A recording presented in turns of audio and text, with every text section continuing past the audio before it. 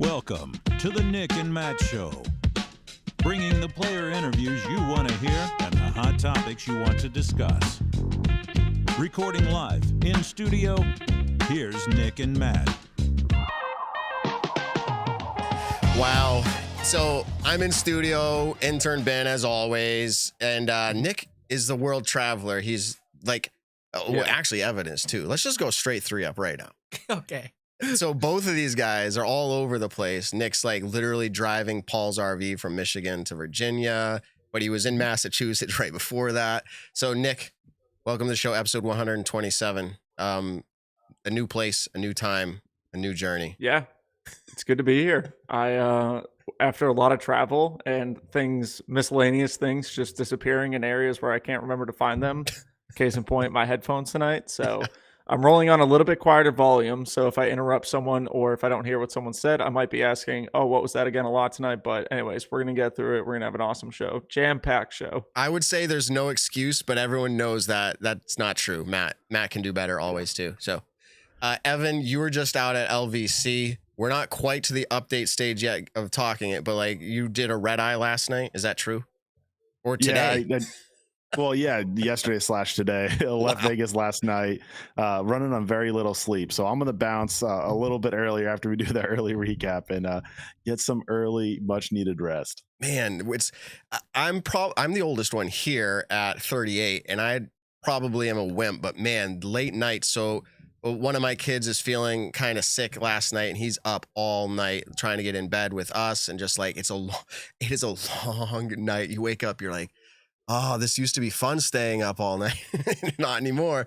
But real quick, that just reminds me, shout out to my oldest son, Hunter Graham, turned 13 years old yesterday. I have a teenager now, everybody. It's crazy, but I do. And I want to say this, not only happy birthday, but in a very real serious way, I believe had he never been born, this show wouldn't exist.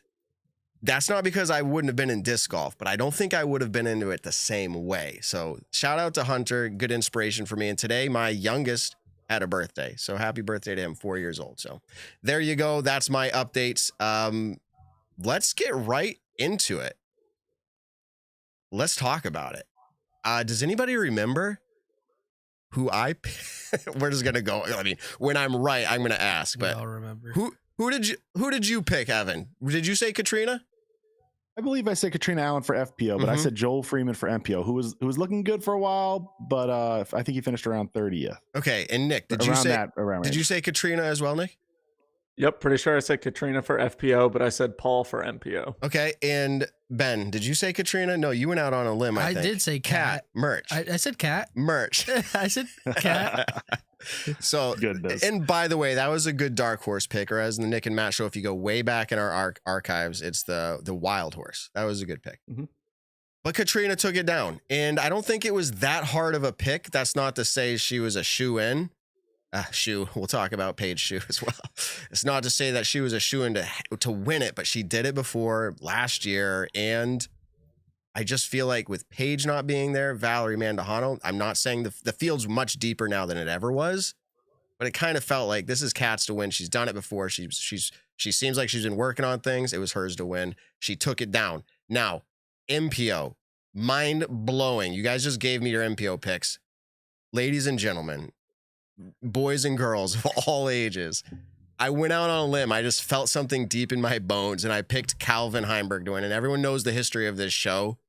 I pick him as the favorite to not win, the best player ever to not get the wins. I picked him. I said, it's a new season. Let's do it. Somehow, some way, in my living room with my family, we were chanting Calvin on hole 18. Come on, Calvin. I mean, I was trying to record it for the show, but it happened. Always been a fan, but he took it down. Those are the winners. But Evan, give us the stat recap of what you guys at Statmando came up with, or just whatever you want to talk about. Actually, you guys are the professionals. Take it away. Yeah, let's start with Kat. She won her 5th LVC win. From all tiers and levels of the LVC in the past. It's been an A tier before. It's obviously a Disc Golf Pro Tour event. It's been a national tour before. 5th win, that ties her for the most FPO LVC wins, along with Juliana Korver. Her 39th standard in elite major win.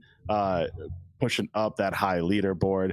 I think also notably, Missy Gannon and Holland Hanley pick up podiums. It was Holland Hanley's second podium of her career, and I believe it was Gannon's 10th. There was a new name in the top 10, someone that people might not have heard about before. I think Ben knows her well, but Caroline Henderson out of Texas. She joined the PDGA in 2021. This was her first ever Disc Golf Pro Tour Elite event. She played a Silver Series last year, now a Silver event, of course. The naming, that is. First ever Elite event. She cashes $1,025. That is the most cash anyone in FPO's ever earned to start their elite career in the Elite Series era. That is incredible. That is incredible. Thank you for that. Two levels. One, finishing that high, but then two, of course, payouts getting higher and higher. Cool to see on both fronts. She can smash like crazy. I think she's still working on maybe like that upshot Woods game, so we'll see how it goes to Waco, but she can throw far. I was watching her with Holland Hanley. It wasn't quite as far as Holland Hanley, but she was contending. Really cool to see. Another name, or should I say a new name, that I think played pretty well was Kona Star Montgomery. Notably taking on the Montgomery name, that is Kona Panis of Pash. She got married late last year, as we covered, to Colton Montgomery on the interjection real quick. Like not Avery Jenkins, Valerie Jenkins prefers to go by that for her athlete name, if you will. I wonder if there will be a time and a place, but she doesn't have a lot of legacy to her, so I don't think she will. I think she'll keep Montgomery, and that's obviously for each person to decide. Yeah, and funny enough, she tied for 15th with Macy Vela-Diaz, who changed her name when she got married. Yes. We were just talking about Paige Shue as well. Sorry, I'm all turned around now trying to remember names. Kona Montgomery with a very good finish. I mean, notably, this was her first event after signing the big DD contract and missed the cut, and I think that was really tough, but she came back strong with a really good finish. But then notably missing the cut was Evelina Salonen for the first time in her career, only the second time she has missed cash since 2015. And that was at Texas State's, which will hit the Texas Swing soon. Wow. Yeah. So anything I missed out on FPO before hitting MPO? Well, no, there's two things though, and interjections are real. First of all, shout out. Thank you for the super chat. We don't always do that, but someone actually super chatted $20 for my beard product. They said that thing is so juicy and lush. I know it's hard to maintain. Cheers, guys. Love the show. Thank you, Disc Golf. That's literally the username, Disc Golf. So thank you. And then the other thing is interjection. Statmando is the official data analysis partner of the Disc Golf Pro Tour. Congrats on that, Evan. You and your team over there doing killer things. I saw that. I just wanted to shout that out. Thank you for being a partner with the Nick and Matt show as well. It's a real cool thing we're building here, but you guys are doing amazing things. Happy to see that for you. So no, that's all I had. Take away MPO. All right. As you said, Calvin Heimburg takes it down in a dramatic finish on 18 over Kevin Jones and over other players, of course, but him and Kevin Jones were the ones battling at the end. This is Calvin Heimburg's 8th elite or major win. That is now tied for 8th best in MPO history. He's climbing up real quick, tied with Nicola Castro, both having 8. This is his 50th MPO PDGA win. That's all tiers in MPO specifically. So a cool milestone that he just hit right there. And it's his largest final round comeback to win an elite event. I think his previous best was 2, and this was a 3-stroke comeback for him over the leader, Kevin Jones. And we'll get to Kevin Jones. He ended up finishing tied for 2nd. He almost threw that in. That was close. My goodness. He said that would have been incredible. He said he channeled. He was like channeling. I think he said something like, I don't know if he said, no, he didn't say my inner Conrad, but after in the interview, he said something about like trying to do my Conrad prep or something, like really focusing in on like a chain, something, Nick, right? Because I think they were asking him about throwing it in on the final hole. Yeah. So I think that's kind of why he was talking about channeling his inner Conrad. Yeah. Well, he almost did. He hit the band. Would have been a very, I guess, similar situation. Small, of course, smaller, but similar. Yeah. But 18 was getting a lot of players, even on the layup play. I couldn't quite tell what Kevin was going for, if he was going for a layup or trying to get into that little bit further point. But unfortunately went OB on his tee shot, which opened the door for Calvin Heimburg to then play it really well and get the victory. I think the whole entire chase card also went OB on that shot. So the wind was picking up towards the end of the final round. Definitely got a lot of people, and I think it was probably a different wind pattern than they were expecting. Something was off because there's just a lot of sliding OB and Kevin got hit, but he still finished tied for 2nd. Yeah, so, from my perspective, and maybe go 3 up because I feel like Nick's been sitting in the dark for a while. But from my perspective, I was watching it live, and so it's different, right? When you're not there, you're not able to see all the shots. If everyone can visualize LVC hole 18 at Wild Horse, they're throwing their layup shots on a hyzer. Now, normally that's pretty good, but it does taper off towards the lake, pond, or whatever you want to call it. But what was happening is they were even ending up short of that taper towards the water, but the wind was coming pretty hard off the water. It seemed to be right to left, maybe a little heady. And so when their disc would skip up in that hyzer motion, it was lifting the front of their disc up. So now it's landing on edge when it comes down, and that edge is just rolling towards the water. So they were getting an unexpected like flare up. And combined fast greens that you're throwing onto that are going to make it skip with the winds when you're trying to have it come to rest on a green. When you have high winds, it's going to move it more.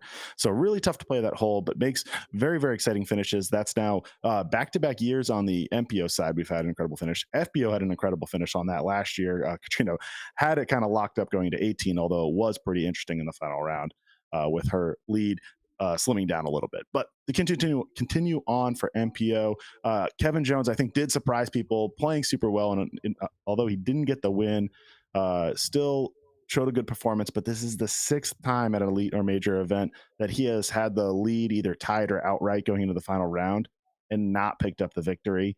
He has been so close so many times. And it felt like this one was going to go his way, but just as much as Calvin Heimburg played really well to close the door. Anthony Barella also, I'm not trying to be a downer on back-to-back stats, but I believe this is the 8th. Oh my goodness. I just had it up. This was his 8th final round league card appearance. And from those 8, he's only had 1 podium. He missed podium again.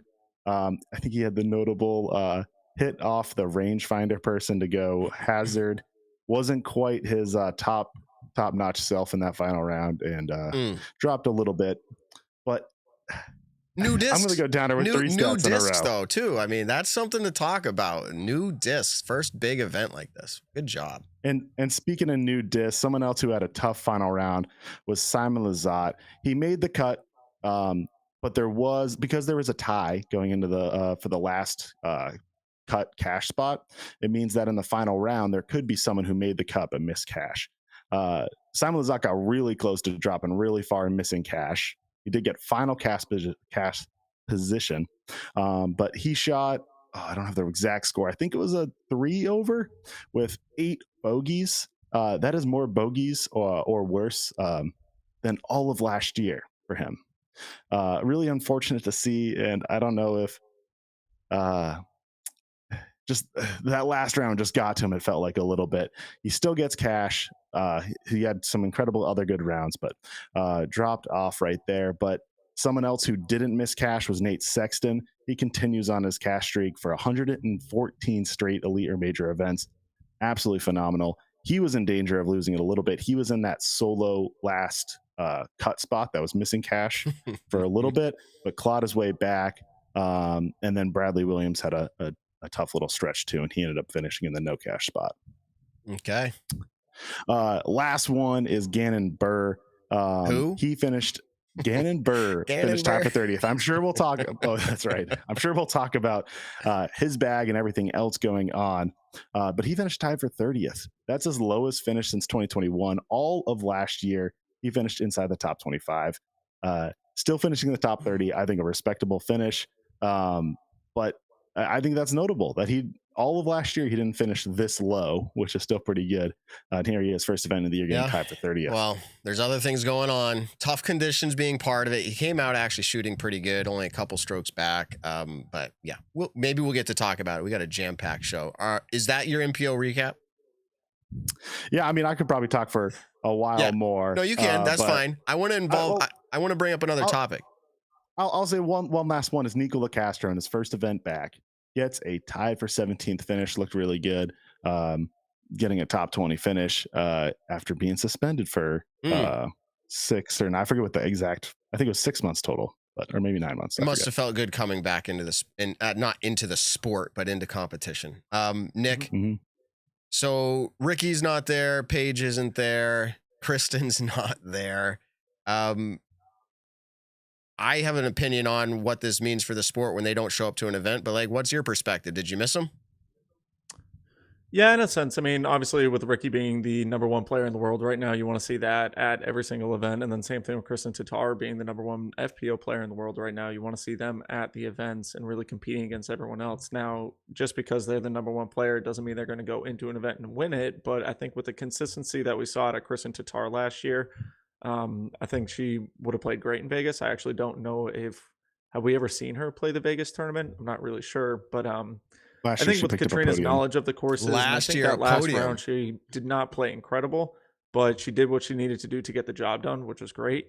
And then same thing with Ricky. He's had some great finishes up at Vegas, but due to some small injuries and things going on in his life, he wasn't able to make it. But still, obviously, would be great to see them. And it attracts outside sponsors when you have two of the best players at your events and viewership wise and everything like that with the Disc Golf Network, having the best players in the world at the event as well. Yeah. And so I agree. I mean, like, I miss them in the sense of the more the merrier. And I think the competition is even a higher level. But man, the FPO division is stacked to the point where like Haley's there. Alexis got to show up and show off. Holland Handley, Ella Hansen. These are names that like 2 years ago, like maybe you were hearing about them, but not the same way.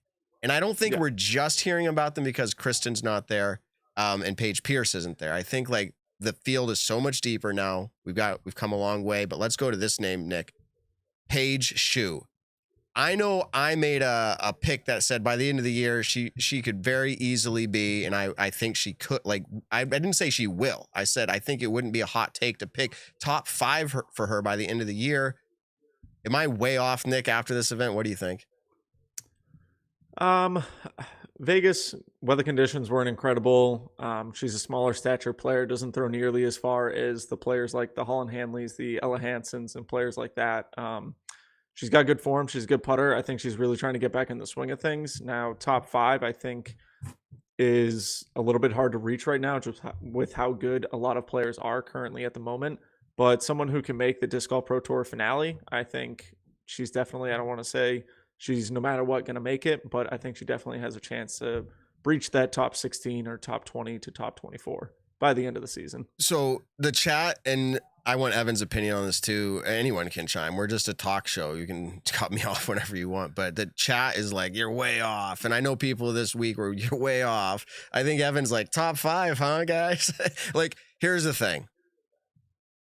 Paige Shue missed the cut. This was her first event back in years, 3, 4, 5 years. And not first event. I should be clear. First, like, elite series. But you know what? Evelina Salonen, who we would say wouldn't be that hard for her to be in top 5, missed the cut altogether as well. And I'm just saying, I think we have to see a few events before we can make a real judgment call here. Although maybe my take was a little hot. Evan, what are your thoughts on Paige? I agree with your point on Evelina Salonen missed the cut. I mean, Kat Merch missed the cut as well. But I mean, shout out to Ben's pick. But Kat Merch is really pushing for that top 5 position as well. I think we would consider both her and Evelina Salonen top 10 players for sure. So Paige Shue is in that category of potential as well. So I don't want to put too much stock in this first Vegas event. I think we'll see how the trend continues. If she's hitting outside 30 for the first 5 events on year, then yeah, your take probably has a little bit of worry to it. But she could easily start hitting the Texas swing and pick up some top 10s, be really in contention for the lead. I mean, we also don't know exactly how many she's playing, switching off with their husband Grady, since they're both new parents to a daughter. So her schedule will be maybe a little, I don't want to say sporadic, but to the fan, it might seem that way. Well, live disc golf is back. And there's going to be so much of it. It's funny. I'll just read this one quote that I had found on the internet. I thought I had it just lined up here. Now I lost it. Here's what I wrote. New subscribers. Thank you to the fact that the Disc Golf Network said now you have to pay to see anything substantial beyond round 1. And new subscribers, quote, wow, back in my day, we used to watch cameras running down the fairways. And I'm thinking to myself, both that's number one, shout out to where we are at, but also where have you been, man? Like we haven't been running down fairways for a few years with the camera in hand. So it's both cool in my opinion to see players or people, fans that used to watch now finally giving it a chance, saying, I will watch live. We've come a long way. There's more to talk about with the whole package of Disc Golf Network and live, but we're not going to get into that right now. In fact, we have a new segment lined up, which we haven't quite given it a name yet. But everybody, welcome to the show. Someone you may be familiar with. Some of you are, I'm sure. My brother, Josh Graham. Welcome to the show, Josh. Well, hello. So how's it going? going Nick, on? Matt, Evan, Ben, Yeah. behind the scenes. Hello. Good to see you. So Evan's going to sit tight through this segment. And then after, if he doesn't have anything he wants to say, he's going to bail. But we know that Josh brings formulated opinions and pretty clear thoughts. If you've watched him on League Night, you know that. If you've seen him a few times, he's come on our show. I know you've shouted that out to us. We brought him back. In fact, we're going to try to make this somewhat of a regularly reoccurring segment as often as Josh wants to. That's really what it comes down to. But we feel like it's a huge contribution to our show. Josh is going to go ahead and take it away. It's going to be this idea. You can tee it up if you want, but it's a segment based off of Josh's opinion on something that happened at these elite events. So Josh, go ahead and take it away, and we'll sit back and listen. Yeah, so I'm just going to jump right into this one, and you'll kind of figure out, how this may go down in the future, I suppose. All right, so I love sports, disc golf being a sport. As the quote says, right, the thrill of victory and the agony of defeat. In both team sports and individual sports, we like to see the peak of what human performance can accomplish. We want to be able to debate who is really the best of the best. And so we strive to reduce unnecessary external variables, right? In an attempt to do what? We call it leveling the playing field, which is an oft-used idiom that actually literally comes from the realm of sports. The key words here are unnecessary external variables. So, for example, we expect all basketball hoops to be 10 feet high, baseballs to weigh 5 ounces, a hockey net to be 72 inches wide, and a disc to be no greater than 30 centimeters. And how about beyond the equipment itself? We also expect things like media teams do not interfere with results. Fans have assigned seating so they don't simply roam on a field or a court. This all makes sense to us, of course. But we should also acknowledge that we do embrace a range of variability, right? A classic example being Major League Baseball outfields, right? And their related ballpark attributes. And beyond that, most team sports actually promote variability by trying to have, for example, the loudest and maybe even the rowdiest fans, encouraging them to be the 12th man, or to kind of, create a lot of movement behind a transparent backboard. And lest we think this is only true in team sports, for individual sports, most players at certain points can show up at certain venues and be a hometown favorite, an advantage that some of their peers may not have. And suffice it to say, all this comes with the territory of humans in sports, and that's because humans themselves are the variable. Sometimes the competitor had a bad night of sleep, or sometimes the hometown crowd's energy just isn't there, and we accept that all comes with the territory. Now, disc golf. We also allow variability within reason, like discs, for example. Sure, there are guidelines and parameters, but there's quite a bit of variability. We encourage variability in course design. We acknowledge weather can play a significant role. And the players themselves, some are literally able to fly in and play an event, and others are driving 30 hours and sleeping in their car. And the list goes on. And we pretty much accept all these things. It's just part of the game. But the question comes down to is, what about the unnecessary external variables? What is the line of what we deem is acceptable? And I see plenty of debates here. How about, is it okay for someone to leave an umbrella inbounds on a course? Or how about fans cheering loudly for their favorite player, or 8 holes at Maple Hill? Is it okay for a cameraman to stand in the line of sight for a player, or maybe allow a disc to bounce off their monopod? What about a spectator leaving a water bottle on the ground, but out of bounds, but right where a disc happens to fly? Or I hear debate, what about media teams who follow only certain groups and not others, or large fan galleries that only follow certain groups and not others? Or lastly, what about tee time variability and the impact that weather has to play? Or how about someone holding a rangefinder for a broadcast purposes, having a flying disc bounce off of them into a bunker? Now, I'm curious how the players answer this, but the truth is there's going to be a wide range of opinions.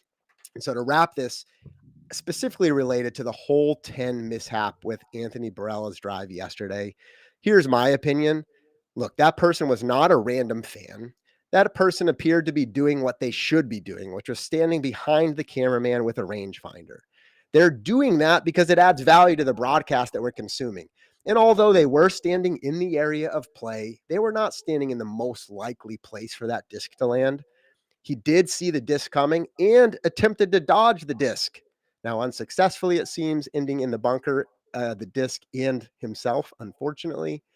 And so to me, that occurrence yesterday, although unfortunate, falls within the parameter, in my opinion, of being that's an acceptable external variable. Simply put, having an event staff member be in an optimal position to do their job is part of the sport that we love, especially if we want to consume it in media.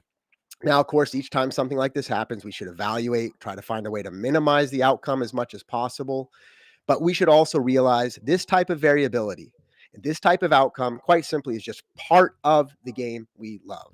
So, Nick, Matt, maybe Evan, Ben, what say you? Are you okay with how that went down yesterday? So Matt's a black screen. Oh, I am? Matt. We'll just Interesting. What can you hear? You can hear me though. Okay. Oh yeah, you sound we can great. hear you. Yeah, This is better. You've ever been. This is better. Threw me No, off the guard better for a way would be second. seeing me, not hearing me. But I think it's interesting. The chat's going. They're very split right now. Evan or Nick, go ahead and take it away while I figure out my camera. Go ahead, Evan, if you want. And then if you're jumping off after. Yeah, all right. I pretty much I agree with Josh. I think there's things that we can do better. I think it's not a these will always happen, but it's a hey, let's try our best, and if it does happen, that's just how the sport goes. I mean, there's the almost hitting the geese and comparing it to a Randy Johnson in baseball. That was just some things just happen, and it's unfortunate, and it is what it is. But I think we can do better. I think there's a lot of places where we can push people off of OB even more. I mean, the car passes LVC are a great setup, so getting people on those as much as possible. But with cameramen and volunteers out with rangefinders, they're trying their best. They're not trying to be in the way, as Josh was saying. So when they do, unfortunately, get hit on a rare occasion, it's just, hey, let's do better. Let's think about it a little bit more. I don't want to scold them. I'm not trying to say, hey, it's their fault. But as long as they're actively thinking, hey, this is a good spot, and maybe trying to be a little bit more thinking it in their head, which they might have been already, I don't want to judge. I think that'd be good, but I do agree that, hey, it is what it is. Sometimes we have to work with what we got, and as long as people are trying their best, we really can't get too upset. All right. Yeah, I think realistically, it has a big kind of it is what it is sense to it. That was worst case scenario when AB hit the rangefinder, the guy doing the rangefinder, and then having it roll into the hazard was absolute worst case scenario for that situation. I can take a look at it and say, why are they in front of the bunker and not behind the bunker? I'm pretty sure actually for the next tee shot, they had ended up moving behind the bunker. It might have been Eagle going right after AB on that hole. And so that's kind of one of those things, like, why are we standing in front of it when, you know, I think it would have been the better idea to stand behind it, but it's another thing where it is what it is. We have spectators all over courses now. We are trying to grow disc golf in the professional scene. More cameras are going to be out there. More volunteers are going to be helping out. I think this is something that hopefully does not happen very often, but it is one of those things that is going to happen. There are plenty of times in every other sport where umpires get in the way, referees get in the way of throwing footballs, or basketball players tripping over them, NHL, whatever it is. These things do happen, and just figuring out from this mistake of, okay, how can we do better at the next one? Yeah. I've been talking a lot. I'm actually going to say, I think I saw my brother-in-law once hit a goose with a golf ball. It's like, it's part of whatever game you play in that sense, in that way too. But I don't know, Josh, have you read any of the chats while we were talking? So as I said at the end, we can always reevaluate and do better. That should be it. But in this particular case, it's like I've seen some people be like, "Oh, he was robbed," or that, and I'm like, "No, he wasn't robbed." In reality, I could make a case to say when he teed off, he saw they were standing there, so he shouldn't have thrown the disc there. Like, you could also make that argument. Not everybody would agree. You can also say, well, it's not fair because all the other cards doesn't have to have that media and doesn't have to have the rangefinders and cameramen standing around. And I say, yeah, but if you want to be on the lead cards, guess what comes with the territory? That is part of our game. Like players who play in the Super Bowl in the NFL, the pressure's a lot higher. You know why? Because they made it to that level. So to me, of course, like in reality, do I wish we would think more creatively how to avoid that? Yes, but I'm almost like we're pretty close to avoiding all the unnecessary items. And to some extent, that's part of sports. Like I said right at the beginning, the agony of defeat. And sometimes it comes about in ways that you don't like, but it's part of the story. Yeah. There's so much more we could talk about it. And usually on the Nick and Matt show, we talk 2 hours about this topic. But we want to say thank you for bringing that segment. We'll bring more of it like this for sure. As you come up with stuff, you bring it to the show. We love it. But we got a schedule to keep. So thanks for your time. Yeah. All right. All right, cool. Peace out, Josh. Thank you for that. So Evan, you had the red eye technically yesterday and today. You're tired. You're going to get out of the show now. So we're going to say peace out to you officially. So peace out to you. Yeah. Evan. Enjoy the jam-packed show. I won't even be missed because we got some good stuff lined up. So enjoy, everyone. All right. Peace out, Evan. Bud. All right. Now there were 2 just like that. It's amazing. Yeah. All right. We have lined up, the schedule is running amazingly in our green room. We've got Calvin Heimburg in the green room. I think we should bring him in, everybody. Welcome to the show, Calvin. Winner of the 2023 Las Vegas Challenge. Congratulations, man. Thank you.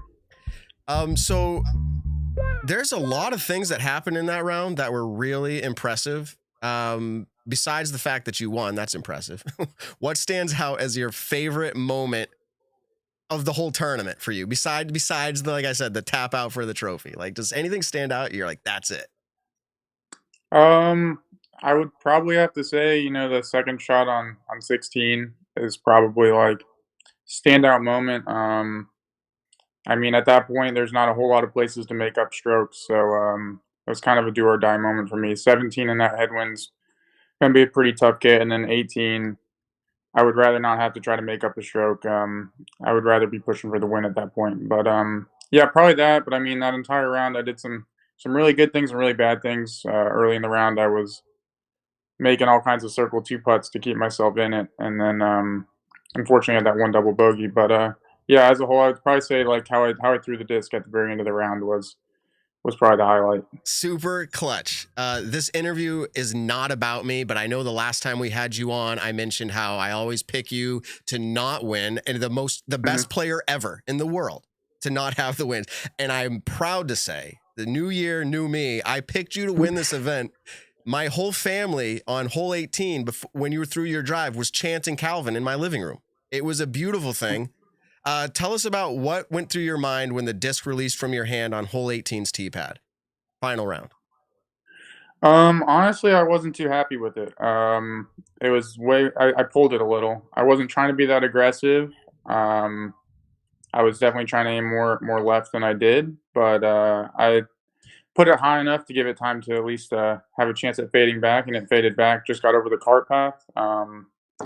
So I guess it was in bounds by a handful of feet. The cart path at that point is still in bounds. So, but yeah, I mean, it put me in a really great position, even though it's not exactly where I was trying to land. But I definitely wasn't stoked when I let go, and surprised to see it land in bounds when it did.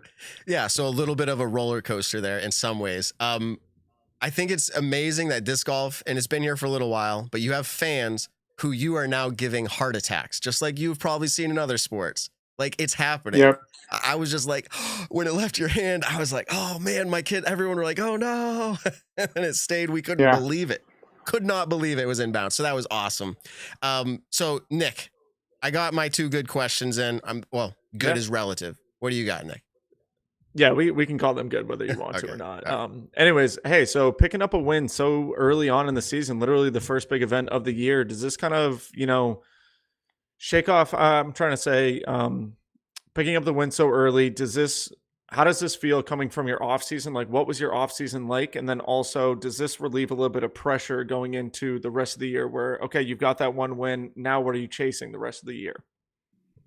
Yeah, so the off season was pretty nice and relaxed. Last off season I was building out a van, so I was super busy, didn't get in as much practice as I would have liked. But this year was a lot more laid back, a few van improvements, and then a lot of just doing whatever I wanted. So I got more disc golf in, and honestly felt a lot better coming into this year than I did last year. Getting the win early is always great. I think it definitely puts a little less pressure on you, moving forward. But really, as a whole, for me this season, I think my main goal, I think I might have said this in a press conference at the All-Star event, but my goal is to try to stay focused the entire season. Sometimes I kind of lose focus at events and I feel like I'm going through the motions. So I really just want to try to take one event at a time, put all my mental energy into the event that's ahead of me, and see where that can take me this year. So yeah, good start to this season, and we'll see if I can continue forward with this level of play. What's that going to take for you to keep that? What is it going to take for you to have that focus you're talking about? I don't know what it was that was taking your focus away, but like, what is it going to take for you? I think it's just going out there and putting in some of the practice work at times when you don't want to and you don't feel like it. And then also just on those off weeks, really letting yourself decompress and just not trying to push too many things in there. Sometimes I find myself being a little too busy on off weeks, just running around trying to see things and do things, which I do enjoy doing, but I also think there needs to be time to decompress from the events that you're playing. So I think it's just kind of in the events, doing less, and then also in the off weeks, maybe doing a little less. So just as a whole, being a little less active in all the other things I want to do. Yeah, well, there was a time and place that Simon said he wanted to just show off. He didn't care about the wins. It seems a little shift for him. Now you can say that, you're wanting to be more focused on the course and a little bit less things off the course.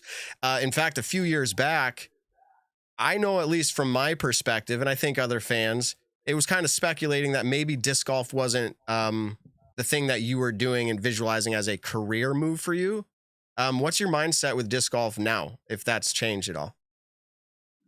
Yeah, I mean, it is certainly my career now. I mean, I just signed that 5-year extension with Innova, so I'll be around for at least 5 more years. Yeah, so, what's in a contract? I mean, you never know these days, but I don't know. I think some manufacturer finally put their foot down on leaving early, so I think you're probably a little more liable now. But yeah, I'll be around for the foreseeable future. This has turned out way better than I could have expected when I started touring back in the middle of 2018. The sport's grown quite a bit, and it's become quite a bit more lucrative as well. So I certainly can't complain with where I'm at right now, and I'm enjoying what I'm doing. And it's also nice, have like 4 months of the year where you kind of can do whatever you want. That's awesome. That's a selling point for sure. So they gave away, no, they didn't give away. They sold Toros and Firebirds as a special release at LVC. I have some of your glow Toros. I really like them. My son throws some of the stars and the glows. We like them. That was a disc that you helped them design, or was that just a disc that they offered up to you? Yeah, the Toro is something that I helped design. I got to go through the iterations with Dave. I think we started working on it. So they released it last year, but I started working on it the year before. Probably went through, I think, 4 or 5 iterations before we finally landed on the one that it currently is. So I definitely got quite a bit of input. I got to test different variations, and I'm pretty happy with the way it turned out. It definitely has helped me in my game. It's very comfortable for me to throw forehand and backhand, which is what I was looking for. Did you have to stand in line to get your own Toro, or did they hold one for you? No, I fortunately got to cut the line, and actually there was a couple evenings where I was at the end of the line signing discs. Awesome. I got mine because I sat there and signed this for the people that wanted. Is the collector's market anywhere close to Sexton, and what is it going to take to get there with those Toros? Or destroyers even? I mean, are you getting anybody selling your disc yet for lots of money? Have you seen the numbers? I am not too in tune with the collector market. Do I think it'll ever be like Sexton's Firebirds? No, I don't think there's really anything that's like those. So, I don't think if we can. I mean, maybe if we just started making like way less, so like make like 30 of them, they'll be super sought after, and we can have a super low supply and a high demand. But I don't know. I don't really, the collector market isn't really anything I'm that concerned with. I think it's actually just way cooler when the discs actually get into the people's hands that would like to throw them, because I don't know, that's kind of what they're made for. But and people can do whatever they want with the disc they purchase. So I'm looking forward to throwing my LVC Toro though. Oh, there you go. Nick, what do you got? So Innova sponsored event has been for a number of years. At this point in your career, I would say you have to be the number one guy over at Innova when it comes to being the best player on the team. Does that add any pressure into where you're at now, or is it just kind of you're looking to just play some tournaments and try to win some here and there? I don't think being the best player at a manufacturer really changes the mindset or adds pressure. I think I show up to the tournaments trying to win week in, week out, either way. That's always kind of the goal. I feel like it would be kind of unsatisfying to just not go out there and try to win. That's kind of why I know sometimes when I'm not, the weeks where I wasn't focused in the past, that they were not always the greatest weeks, just because you go out there, you go through the motions, and you don't really know what you're doing with your time. You're just doing it because it's what you're supposed to be doing. So it's certainly much more satisfying when you stay focused, win or lose, and put yourself in contention and try to win. Do you think ahead on a season when you're planning out your tour and you go, these events 1, 2, 3, 4, whatever you pick them out, are like, I have a better chance to win than others? Does that like cross your mind, like when you're thinking out your tour? No, not really. I think I honestly feel like if I'm playing well, I have a chance at just about any course on tour. Based on how things have played out, it seems like I'm definitely more likely to win on a more open course, even though I probably enjoy playing the more wooded courses. You like look at my wins, they're like Las Vegas twice, Jonesboro twice, Memorial once. I don't even know. I guess Statman to let us bring Calvin on. Yeah, it's like Deaglo's pretty big bomber course as well. So it's like the only time I guess I can really say that I've won in the woods is Hall of Fame Classic. No big deal. So, no big deal. And then like Ledgestone, we don't even know if that one really counts. I'd split that with Ricky. I mean, I have the trophy, but that's like half open, half woods. But I mean, so really the only wooded tournament I guess I've ever won would have been the Hall of Fame Classic in 2019. So I guess my odds are definitely higher there, but I do think any given week I could win on any course. Interesting take. I actually teed that question up just thinking as a fan's perspective, like, are you thinking things? But I can see how the idea of like, oh yeah, maybe these courses play to your favor from your perspective or the fans. But man, I envision you as, and I think so many do, being able to throw extremely far and straight and low lines in the woods. Like someone asked me, and you didn't, but here's my take. You can play them all. I agree. So do you have any new discs on the way? They did the Toro for you. You have this Destroyer. I'm probably missing a few others, but like anything else on the way? Any special stamps for LVC? Anything in the talks after one night of after winning a red eye home? And like, what do you know?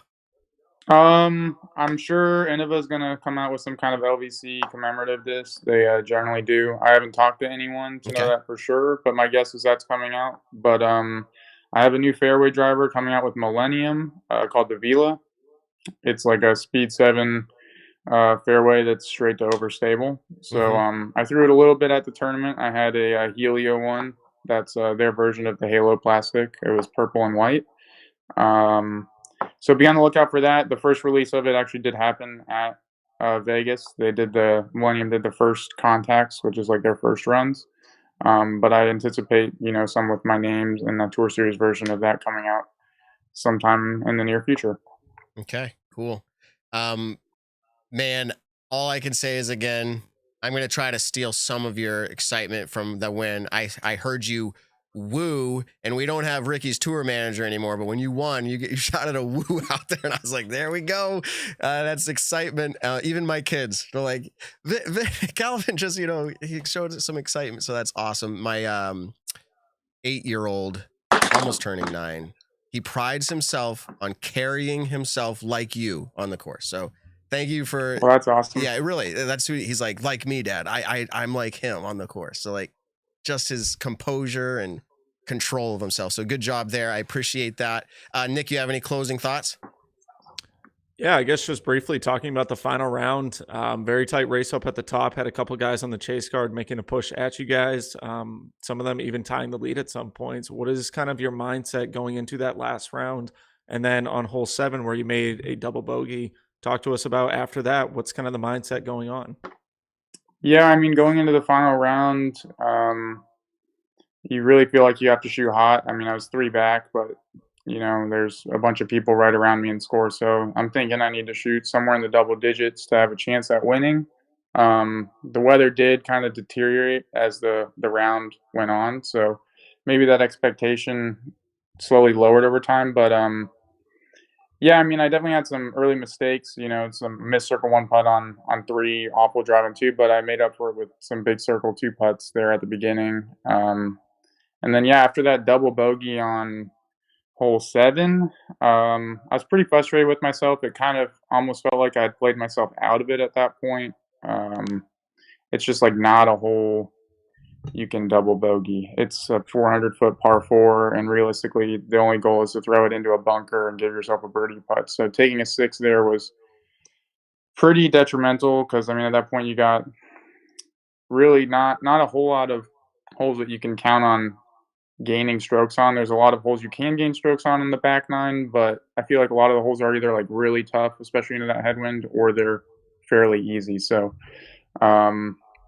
I mean, I was frustrated, but I knew I just had to keep pushing and see if I could maybe had a chance at the end. And I mean, I made some incredible shots coming down on 15, 16 and gave myself the opportunity to win going into 18. Yeah, you did. Perfect. And as we started out this interview with you, hole 16, 17, 18, not everybody was doing what you were doing. And all I'll say is 16, you said it, I thought the same thing. That approach on 16, what was your confidence level throwing that? And we got to cut you free after this one. We got Cat lined up too, but like, what was your confidence level, your mindset? This is the time to strike. Is that what was going through your head? I mean, after I threw the tee shot and I got down the fairway, I really wasn't that sure on what to do. I mean, it was super windy, but as I kind of started to think about it, I really wasn't sure where I would be making up that last stroke. So, I mean, I'd played that in the practice round with a similar headwind, so I kind of knew what I needed to do. I'd played a practice round with Zach Melton and kind of just drew on that and knew I had to go for it, and I threw it and turned out really well. Got pretty favorable ground action there on the hill and was able to get the birdie. So, and at that point, it's anybody's ball game. So I knew that was kind of the moment to strike. I really didn't want to have to try to make up 1 stroke on 18. I feel like when you have 1 stroke going into 18, it's just way less nervy on every shot. You can kind of play safe. Kevin could have played like safer off the tee and then kind of, just waited and seen what I did and just played off of that. So being able to tie it up for 18 was really big for me. So clutch. And the win, I mean, amazing. And not to compare, but last year's clutch shot that stands out to me was Valerie Mandujano, hole 17 at Waco. This one is going to go down in my mind, 16 for Calvin at LVC. So congratulations again. Thank you so much for taking the time. I know everyone's traveling, but you making the time here means the world to us at Nick and Matt, as well as all the listeners, the viewers right now. Really appreciate it, Calvin. Anything you want to shout out? The floor is yours, or else you're free to go. Well, I just wanted to thank you for picking me this week. Not rooting against me. It's a big It deal. really boosted my confidence. To know that Matt doesn't hate me. Imagine that you listen to the yeah. Nick and Matt show, and that's what did it. I mean, that's too much, Calvin. We got to end the interview now. All right. Well, thank you, and thanks for having me, and thanks everybody for listening. All right. Peace Thanks out, for coming Calvin. on, Thanks man. so much. All right. See ya. Good luck in the next one. Yeah. Thank you. All right, everybody. That was Calvin Heimburg. That was awesome. That shout out at the end, Nick. Like, thanks, Matt. Yeah. But now I feel this pressure. Do I have to pick him? Yeah, are you week? going to pick him for Waco? Yeah, you have to cheer him on. Or should I just pick him for the events I really think he's going to win, and he just wins those events? I mean, if I pick 3 or 4, that's a pretty good season. I mean, realistically, that's what we're supposed to do as, sports people and content creators, is actually pick who we genuinely do think is going to win the tournament. And I think Calvin was a phenomenal pick. I think actually most of our picks, maybe except for Ben's, were actually pretty on point with, players and how they actually finished up the tournament. Yeah. I mean, there were multiple times. Joel Freeman, I don't remember exactly where he finished out, but I know Paul Macbeth in a couple of those rounds was making a really solid kind of comeback. The first 6 or 7 holes, almost each round, he started off hot fire, and then towards the middle of the round just kind of fell off, and going into the last round was just a little bit too late. But I think all of our picks this week were actually pretty solid, with yours being the best. So I think that the chat comment that just says, if Calvin wins Worlds, Matt needs to shave the beard. Matt, commit to it. It's an interesting one I'll have to think about, because it's not that hot of a take, and it's kind of like, man, why would I do that? It's kind of like choosing to shave off my beard. So I don't know. Well, it's almost there's really no point to it, because your beard will grow back in 2 weeks. It's true, but that's the other side. I don't really care shaving it. It looks funny for a little bit. It looks like those hairless cats, Except Just my bring the face. mustache back. Okay, yeah, just the mustache. Okay, so intern Ben, we got someone in the green room. Yes. Okay, so We're ready. my other pick besides Calvin was for our next, as well as Nick's, but I got the 2-time. Wait, you got both? I got dude. I picked Katrina. I picked Calvin.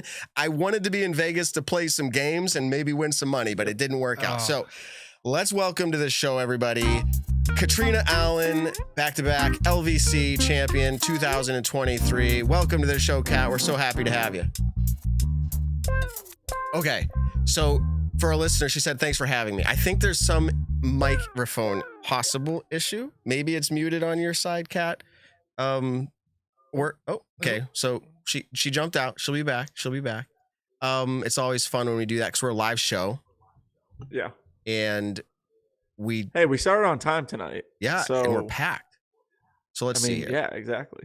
So let's see. Kat, can you hear us? Give us a thumbs up. Okay, she can What hear about it. now? Yes, Yeah, perfect. good. Okay, bring her in. We can hear her. Okay, I accidentally hung up on you guys. All good. It worked. It worked. It fixed it. That's what they do in the tech Okay. business. IT, you call them up. I have a problem. They go, did you shut it off and turn it back on? So Yeah. it's working. But you heard my introduction. We picked you. Congratulations. It's not because we picked you that you won, obviously, but congratulations. What did you think going into that event? Where was your confidence level? What was your mentality? Man, good question. Let's see. After All Star, I had some things I wanted to work on. Can you guys hear me okay? So it's doing some weird echo. Nick, mute yours real quick. I'm not sure if it's who it is, but let's go again. Otherwise, I can throw headphones in that mic. Yeah, maybe throw in your earbuds. It's doing some weird breaking up thing. Yeah, no, and it's actually difficult to talk because. Okay, one.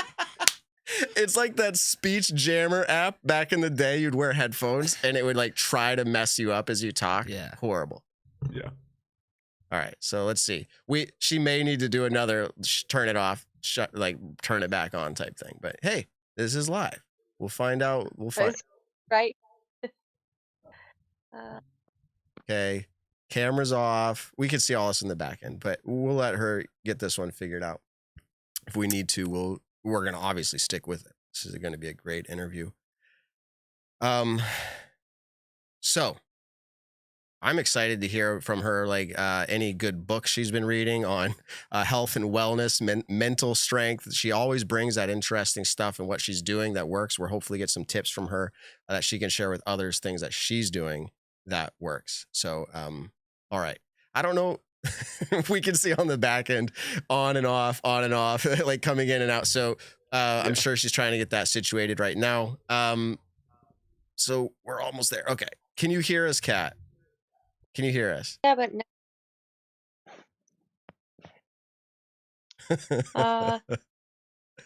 What is happening?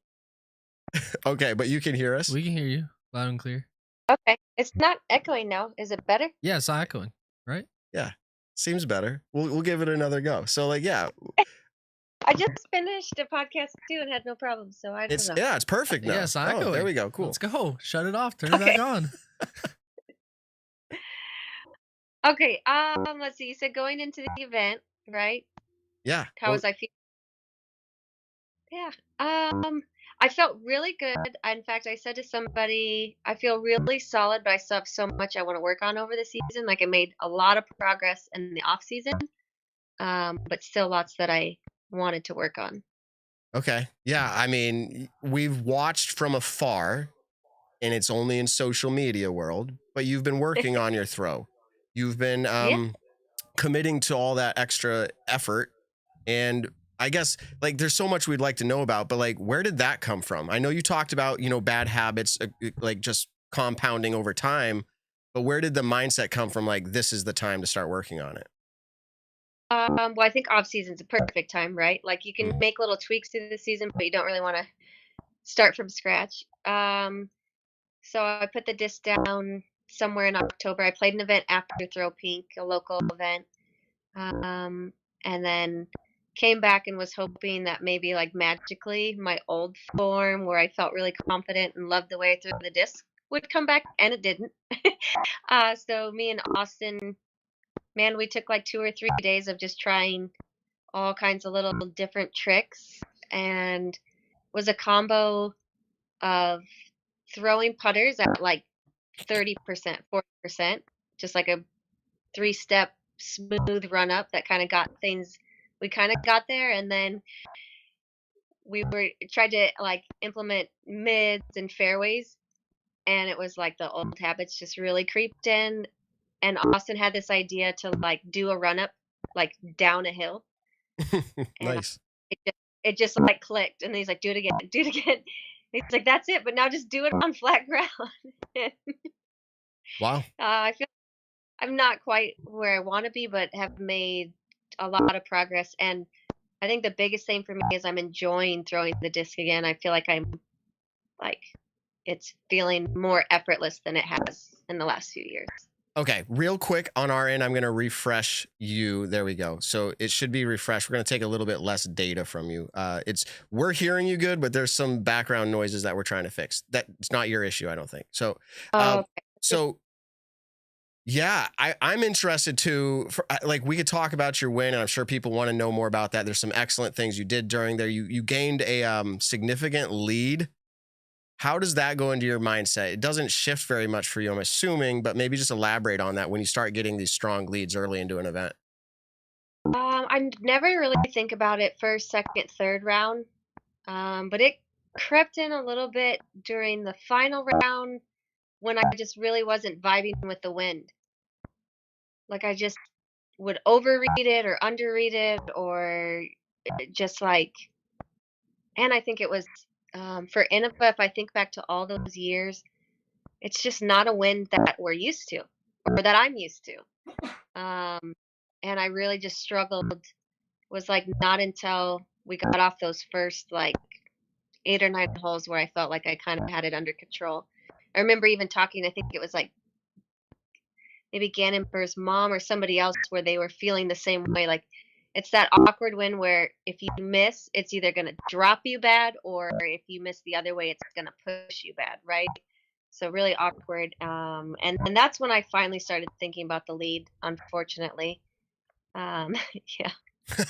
Unfortunately. So yeah, thinking about leads, you don't want to do that. I want to just focus on what I'm doing, you know? Yeah. Well, No, definitely. You say you know, and I'm not the pro athlete, but yeah, I'd like to think I do know. Nick, what do you got? Yeah. No, I was going to say, I mean, one of the things I was definitely the most confident, even in such the windy conditions, was your putting was just immaculate this weekend. I think those 35, 36 footers, you were jamming pretty dead center. You were taking some risky death putts on one of the holes is hole 6 over at the Innova course. Talk to us just about your putting and then how the event changed this year with going down to 2 courses. You guys playing the Infinite course and then the Innova course. Do you like that change? Yeah, I feel like maybe what tournament was it? I feel like last year in the Texas swing somewhere, I really got in a putting groove, and I would say I putted really solid all season. It just came down to the throwing, but I would say I feel better from like 25 to say 40 feet this year than I did last year. And it just feels like my putt is a little harder, a little more direct, not as lobby, got a little more spin on it. The 2 courses, I always feel so bad when you guys ask these kind of questions because I'd play one course, 27 holes, one course, 9 holes, or 5 course. Like, it's something it sounds bad, but don't care about. Like, I'll just do what the TDs ask or that, like, I find if I focus too much on not liking a course or not liking the format instead of getting prepared for what we all have to deal with, it really can affect the way I play that week. No, I think that's an awesome mentality. Just going in and knowing that everyone else is doing the same exact thing in your division, and then whoever can just do it the best is the winner of the tournament ultimately. Talk to us just about the success that you've had at this tournament. I think you said you're now a 5-time Las Vegas Open champion, and then a back-to-back champion. Just talk to us just in general about this event and what brings out. It's the first event of the year where you would think there wouldn't be as much consistency in the winners, but you found great consistency here. Just talk to us about that. I don't know if it's just a vibe thing or if I've just built confidence over the last few years or if it says something about my preparation in the off season. Not to say that to be honest, I have no idea what anybody else does. They could be working harder than me. I could do nothing and just kind of ease into the season so they're more successful throughout the season. I'm really not sure, but I would say also I take the winter off like a month or 2. So maybe I'm the combination of working hard before the season and just being refreshed also. Okay. Hey, I want to try something one more time. If it's not too hard for you, close out. Want me to try headphones again? Possibly close out of the browser again. It's okay if you kill this feed and just reuse that link because you're going to laugh. You'll laugh to find out. It's doing this weird like Jabba the Hutt noise in the background every now and then, like, bro. Yeah. Who's with you? So no, but just close it out altogether and then like try. Yeah. Okay. So I know some in our chat are saying episodes. It's not a big deal, and I appreciate it. Like, we're gonna go roll with it, but it's worth trying one more attempt here to see if we can get it to be just a little bit better. Great video quality. It seems like the connection's fine. So yeah, we're just gonna go with whatever comes back, unless we can't hear her. But my next question is gonna be tips for us, because I really believe that she's mentally strong after a lot of years of effort, and I just want to see what her response to that would be. I'm curious. Is this the year of Katrina Allen? I mean, are we going to see not the same maybe domination as Kristen Tatar, but with Kristen Tatar still lingering with the injury stuff, and it's definitely still mentally with her right now? I mean, are we going to see the same Kristen Tatar as we saw last year? I'm hoping we do because it was so fun to actually watch it, especially in the FPO setting. But I'm curious with Kat's kind of great putting style and great throws. We'll see how that goes throughout the rest of the year. Okay.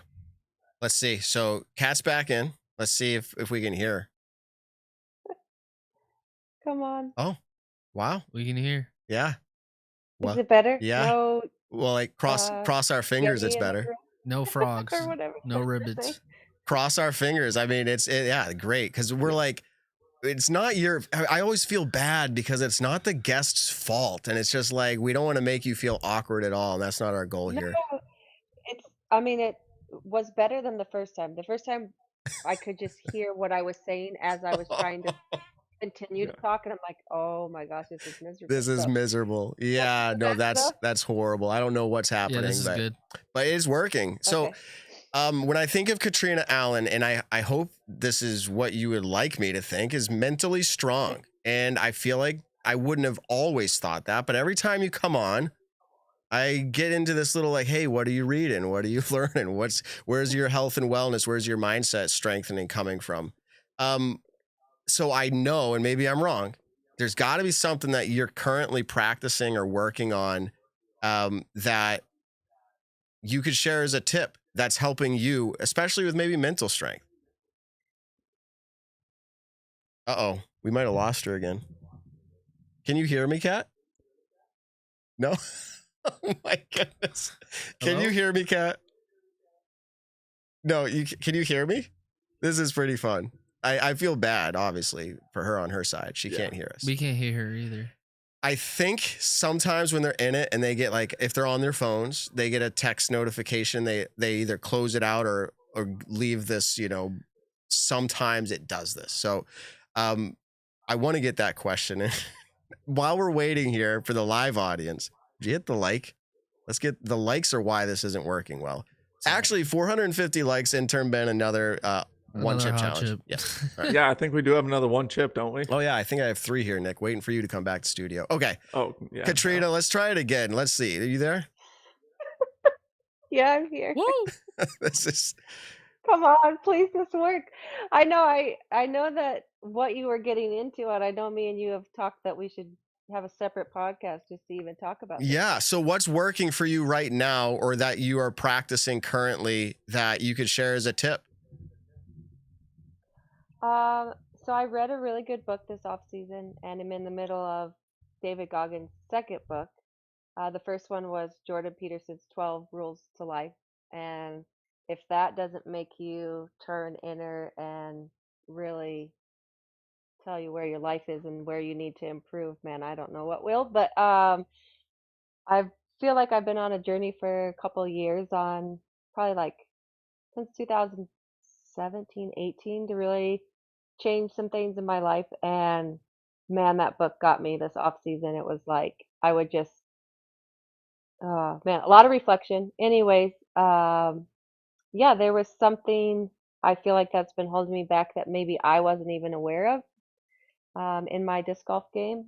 And I feel like it's something that could possibly really lead to success, a lot of success this year. Well, when you just dropped out the last time, Nick goes, is this the year of Katrina Allen? I know the media, we can be considered media, even though I think we're guys talking about disc golf half the time, like whatever. But we talk about it, and I know you don't love always hearing the feedback from it sometimes, but like we looked at your putting there was this shaky period of putting in your career, whatever it was aligned to, or whether you thought it or not. That's like kind of how some of us visualized it, but it doesn't feel like that's there now. And it feels like mental strength is a thing that I look to you and say, wow, she has that. And you're saying maybe this is my year. I think maybe I just changed the words you said. Like, no, I mean, to be honest, I guess I wasn't even thinking about the putting thing. I really feel like those feelings have been gone since the beginning of last year. Even if I didn't make every putt, I slowly have built off of the confidence. I'm not just saying this. I actually asked Austin about it, because Austin putted 100% in the circle the last 2 rounds. The steady BLs, you will think you miss, and they just get there. And it is something I haven't experienced in my career, and I have to give a little shout out to the steady BLs for my confidence, because I can just be so smooth and they just get there. And then, yeah. And then on top of that, I feel like that kind of helps you calm and relax. And then, yeah, like I said, I think being excited to throw the disc well again, like I talked about, not really loving where my form was last year. But more so just, like how we were just saying, I don't really focus on what courses we're playing, how many rounds, what time we're playing, who I'm playing with, things like that. there was still some outside stuff that I was allowing to affect me, right? Whether it's, the opinions of the media or, uh, I don't know, just a lot of things that I can't control, and I can only control how I guess, allow them to affect me. For example, when my disc hit the cart and didn't come back in bounds, Mm-hmm. the final round, I really wanted to just freak out. I thought it was like, what is the cart even doing there? And then I thought, okay, yeah, sure, there shouldn't be a cart, you know, near the basket like that, but it happened, and so now what, right? Like, Mm-hmm. it's more in those moments, or like, maybe I throw a good shot, it gets a bad skip and rolls out of bounds, right? You did everything you could, and not allowing that to spiral and cause more negative energy, or whether I show that on the outside or not, sometimes it's happening inside, and just being able to uh, not go down that negative spiral is what Yeah. I really want to work on this year. Okay. So you feel like you still have a ways to go with everybody does. But like how far do you think Yeah. you have to go? Are you satisfied at all? Or are you like, no, I got a Oh, long way no, to yeah, go? absolutely. I Okay. think I did it really well. Even if I had bad holes, even a couple bad holes, or missed a putt or whatever it was, I just felt like, um, yeah, I just feel a little different. And I feel like, I don't know, I don't want to get too much into all those negative things or outside things, or give too much credit to those people or those things. But um, yeah, it can be a big struggle for me where I can worry about things that I just don't necessarily need to. I mean, I could give you a small example. It was like first round, we're up by the scoring table, and there's an MPO player just complaining about everything, right? We're like not even a tournament in. And normally I can like be guilty of like taking on that energy, yelling at that person, and just like feeling frustrated. And I was like, this isn't my battle. Like, I'm just gonna let this person do what they do. I don't know if that makes sense, but just kind of like, maybe a good way to say it, just worrying about myself. Yeah. And quite frankly, it's so funny. Every time you come on, I'm like, the Nick and Matt show fans, I don't know as they want to get in as deep as I do with this, but like I would love to have these like maybe even off camera talks, just like what do you, because and this is not about me, but I feel this connection at some level with the mental side of it. And I'm like, man, Yeah. we do a YouTube feed, right? And we have hundreds of thousands of people who listen to what we say. And man, I see from the outside people saying things about me at a small percentage of what you're getting. And I struggle with it. And I want to know, like, well, what's Katrina doing? And you're hearing it, and it's affecting your career. And like, so like, do you have any tip? What do you tell yourself? Like when those thoughts creep in there, what do you tell yourself? Because it's real. Yeah. I mean, when that disc hit the cart, and I went from having an eagle putt to having to get up and down for par, and then ending up with a bogey. I guess what was really working for me was, Goggins said in his book, like, sometimes you have to make a decision in this 1 second to, like, pretty much change your life, right? Like for him, he was talking about Navy SEALs and staying in the water, right? If he gets out, then they'll kick him out. He'll never be able to do, right? So he has to like stay in that second. For me, it's like, I have this 1 second to like get over it and move on, because it'll affect how my tournament goes, how my season goes, how my life continues. And it's just, yeah, I don't know. And then to go with what you were saying and talking about the comments and things like that, I kind of am going to use, if I see a bad comment, just be like, thanks, I'll be up earlier tomorrow working harder. Like turning the negative into positive. Just like, of course people were like, oh, Valerie Mandajano and Kristen Tatar and Paige Pierce weren't there. So yeah, congrats on your one win for the season. And I was like, oh, thank you very much. I'll be up earlier tomorrow, working harder on my putt and working harder, like, Yeah. instead of like sitting around and feeling sorry for myself and caring what some person I've never met who knows nothing about me personally, it's like I'll just use that fuel to work harder, I guess. Yeah. And I It's, think, I'm going to say this took me years and years and years to get to, because I was at a place before where like someone would message me something mean and it would ruin my day, for sure. It's I'm you know, laughing. I I'm think we laughing can all because I say relate. yeah, exactly, right. Um, Oh yeah. but yeah, every time you come on, I don't mean to make it all about that. So, I mean, disc golf is a fantastic sport. You're always talking about, I see again, social media. Sorry, I don't mean to make this personal. Like, I know you, but like, you're talking about Yeah. eating steaks and all that. I love grilling a ribeye or smoking a ribeye, reverse searing. That's my hobby. Is a ribeye your favorite steak to go to right now?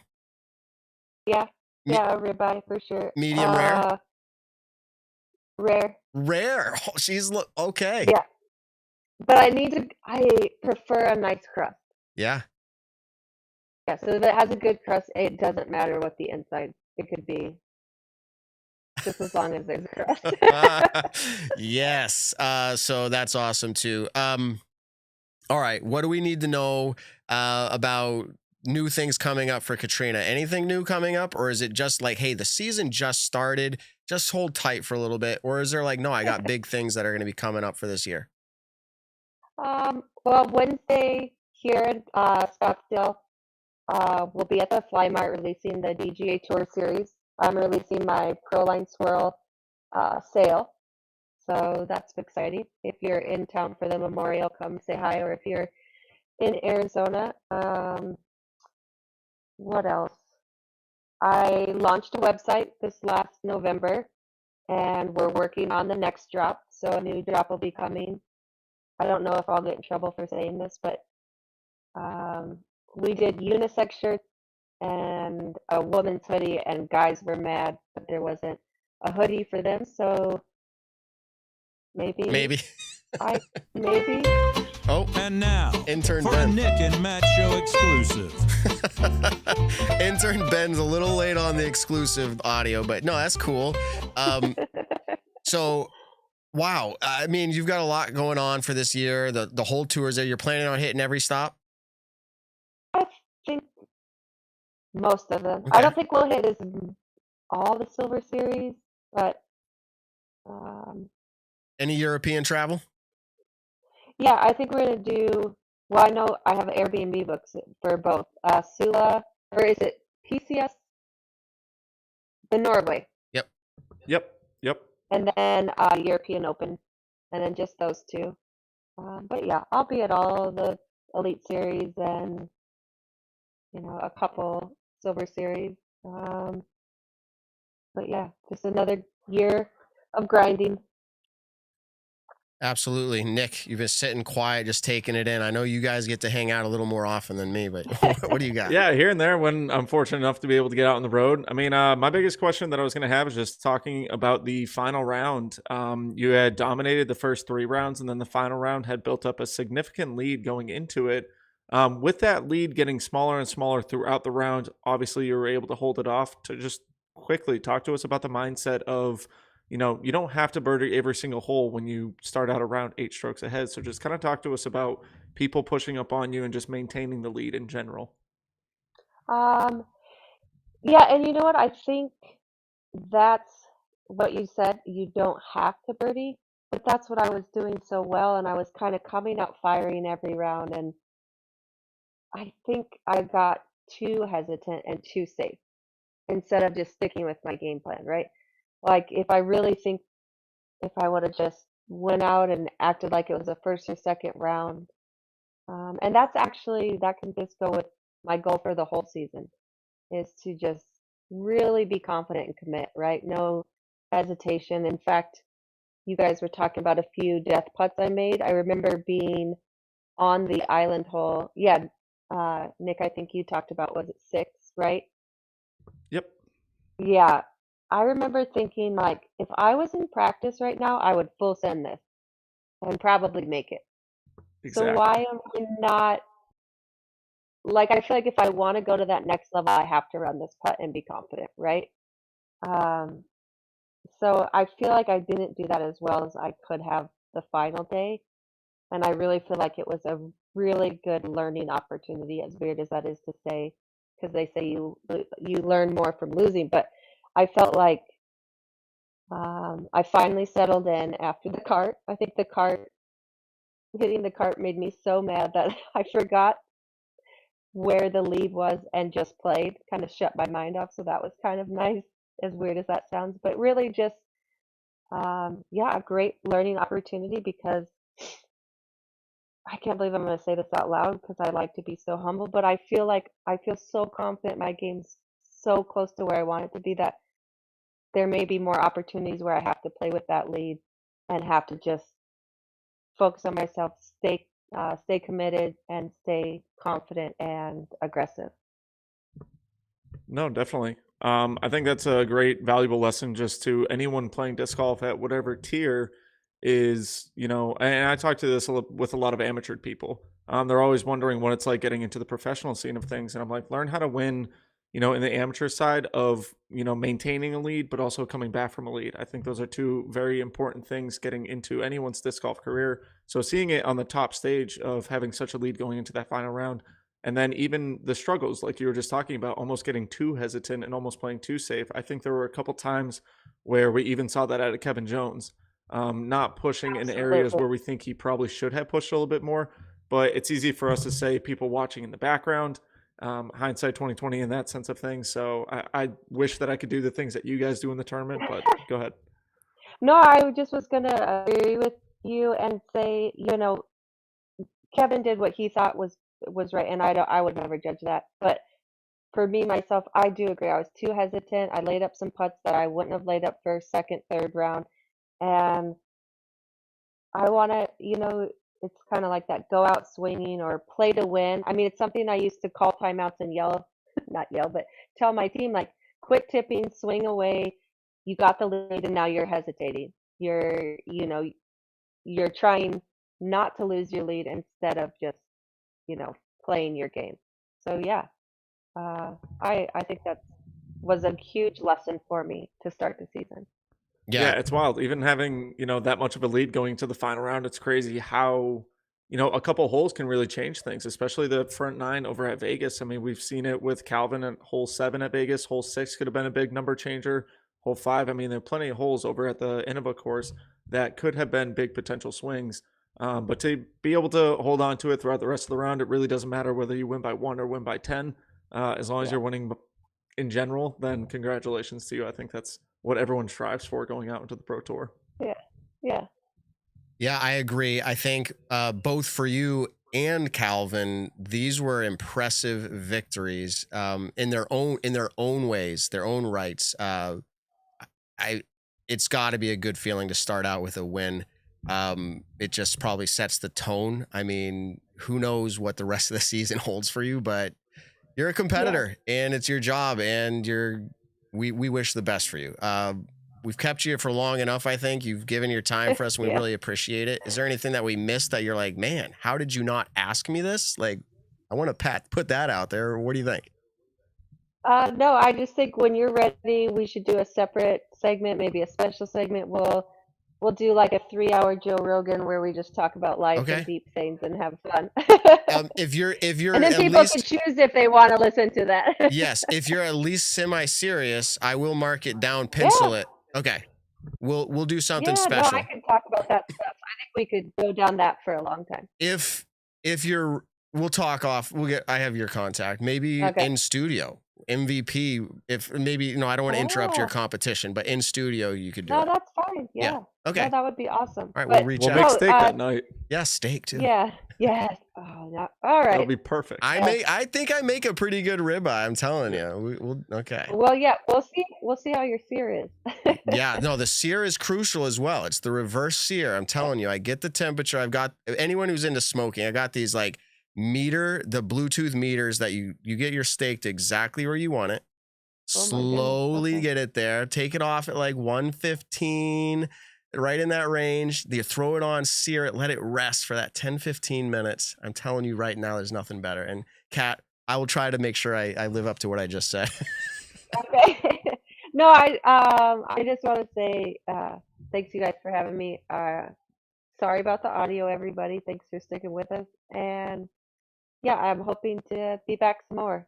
You with will. some more You will. victories. We'll figure it out. We'll come up with some good Definitely. questions that we can come up with questions together too to make sure we're on the same page.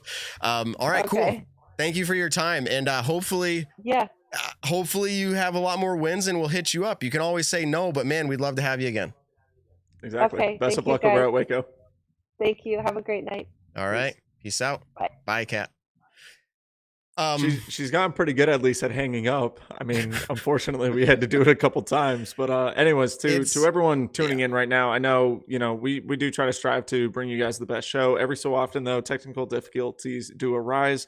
One thing even is my fault this week is, having to unmute and mute myself and turn up my volume and all that good stuff, just because I can't find where my freaking headphones went. And instead of you guys, thank you, Nick, making fun of me and my gamer headphones the whole time. I appreciate you saying that. Yeah. On my side, it's funny. The chat is being a little rough on me. It's no big deal. I've come a long way, but like, man, this interview's tough. And I'm like, first of all, she has great answers. Don't be in the show for me. Maybe I'm making it tougher, but we're hearing things in our ears. We're trying to like run the show on time. We got people coming in green. It's a big production. It's not our full-time career. That being said, we think we provided you value. I believe it was valuable, at least for me. Nick, look at intern Ben. Ben. No, definitely. It's weird. It's some weird issue, not to get off on the tech thing, but like it was perfect, right? For a little bit. Yeah. And it's something in the wires. That's all I'll say. Something in the wires. Okay. Something in the air. Let's get a little jump start here, because now we've kind of banked a little bit of a cushion here on our schedule. And I know we've already got lined up in the green room. Somebody that we introduced to the show last week, Chris Clark, which was awesome, of discgolf.law. And if you were curious, that's their website as well, discgolf.law. Now, why do we have you back, Chris? What's going on? Well, I thought I could add to the technical perfection of the show by coming to you tonight from my car. So hopefully you can see me and hear me okay.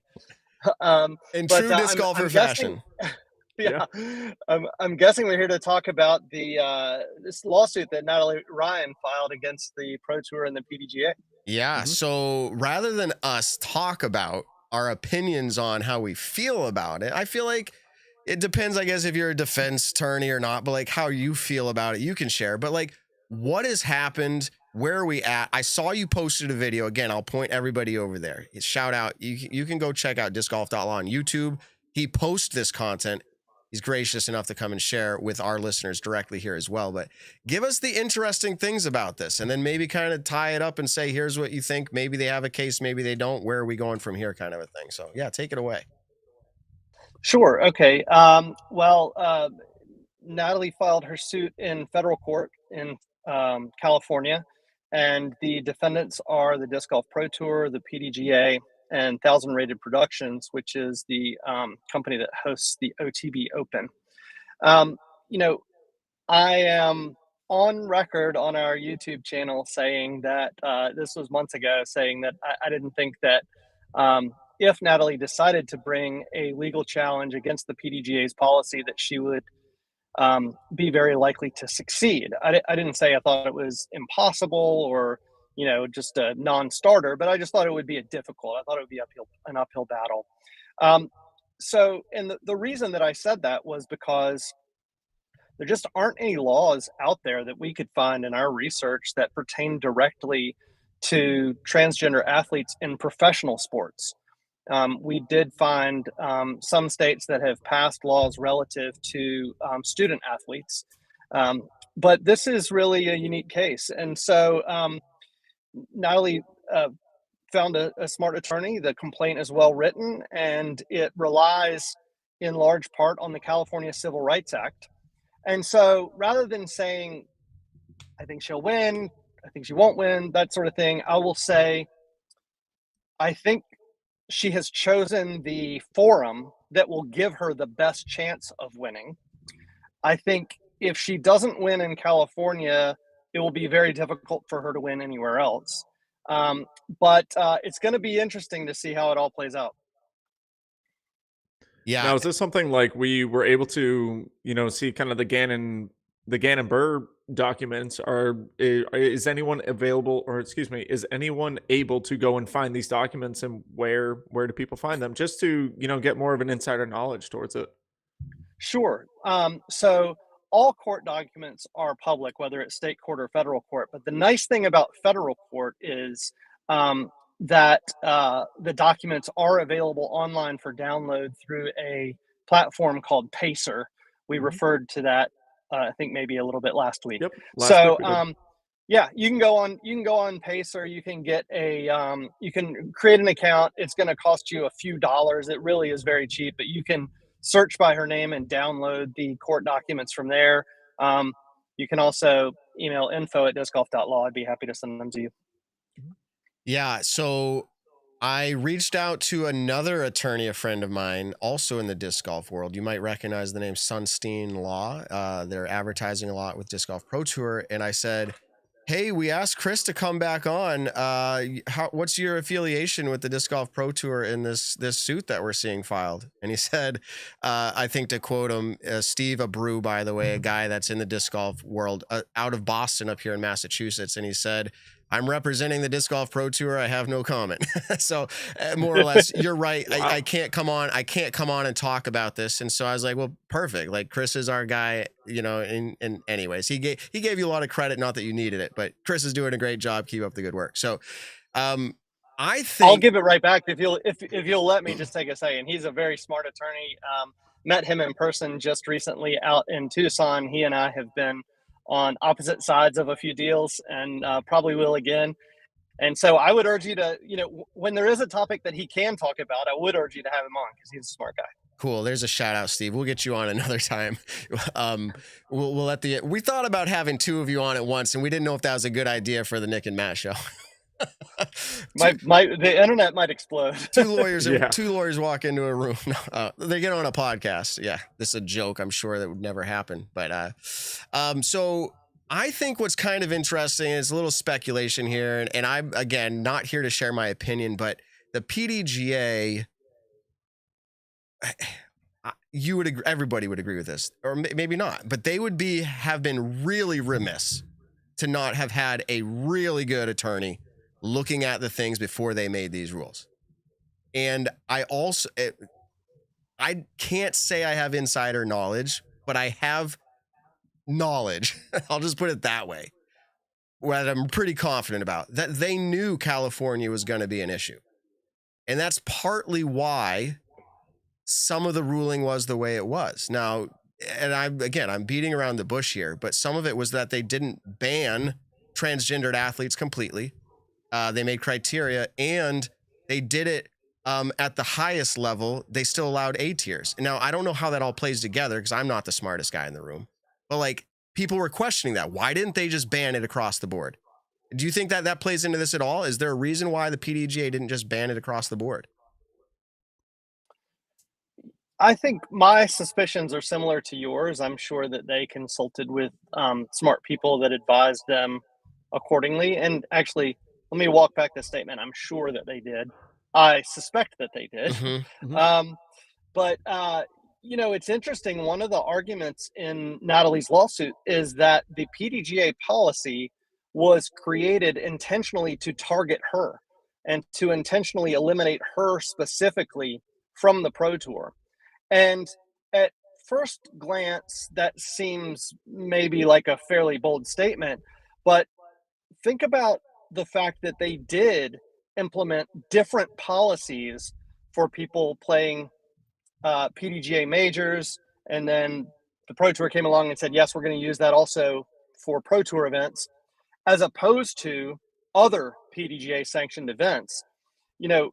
There really was only one transgender athlete that was doing well enough on the Pro Tour to be recognized the way that she was, and that was obviously Natalie. And so while I don't have an opinion whether the PDGA targeted her or not, that difference between the rules for majors in the Disc Golf Pro Tour and versus all other events, I think may have created a claim that she could make in this lawsuit, and she did. So what is it like? How do you convince? Is it a judge or a jury that you were targeted? I could see a jury potentially, like they have to make an opinion on it or a ruling or however that works, a verdict.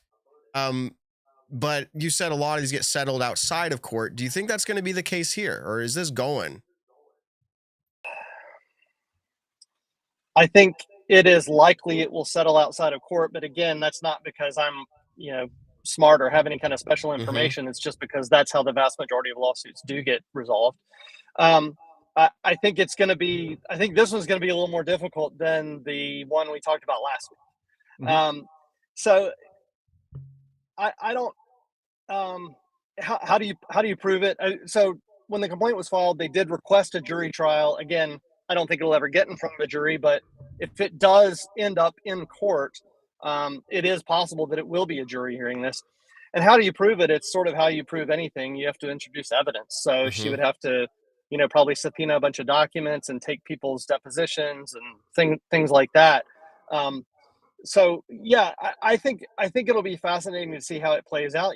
We've got the OTB Open in Stockton coming up, I believe, in May, and a lot of her claims turn on the OTB Open. For example, she's asked the court, one, to let her play in the OTB Open in the FPO division, and number two, to not allow the PDGA or the Disc Golf Pro Tour to conduct business in California while they still have this policy that excludes her and other transgender women from playing in FPO. And so there is some time pressure. But I just, like in Ganon's case, I think we could all probably sit around and brainstorm how it gets resolved without the court intervening. It's essentially a financial dispute, really, at the end of the day, in Ganon's case. Natalie's is not so easy. So I'm less optimistic for a quick resolution, and very interested to see what the next step is. How this is going. I love your opinions, by the way, sharing your insights with us.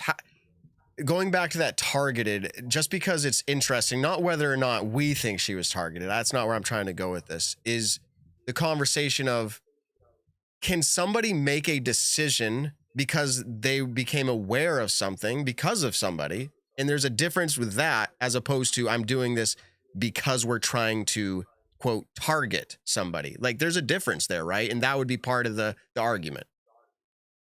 I think so. And, again, one element of this that makes it so interesting is, the PDGA and the Disc Golf Pro Tour are private entities, and 1,000 Rated Productions as well. They're all private entities.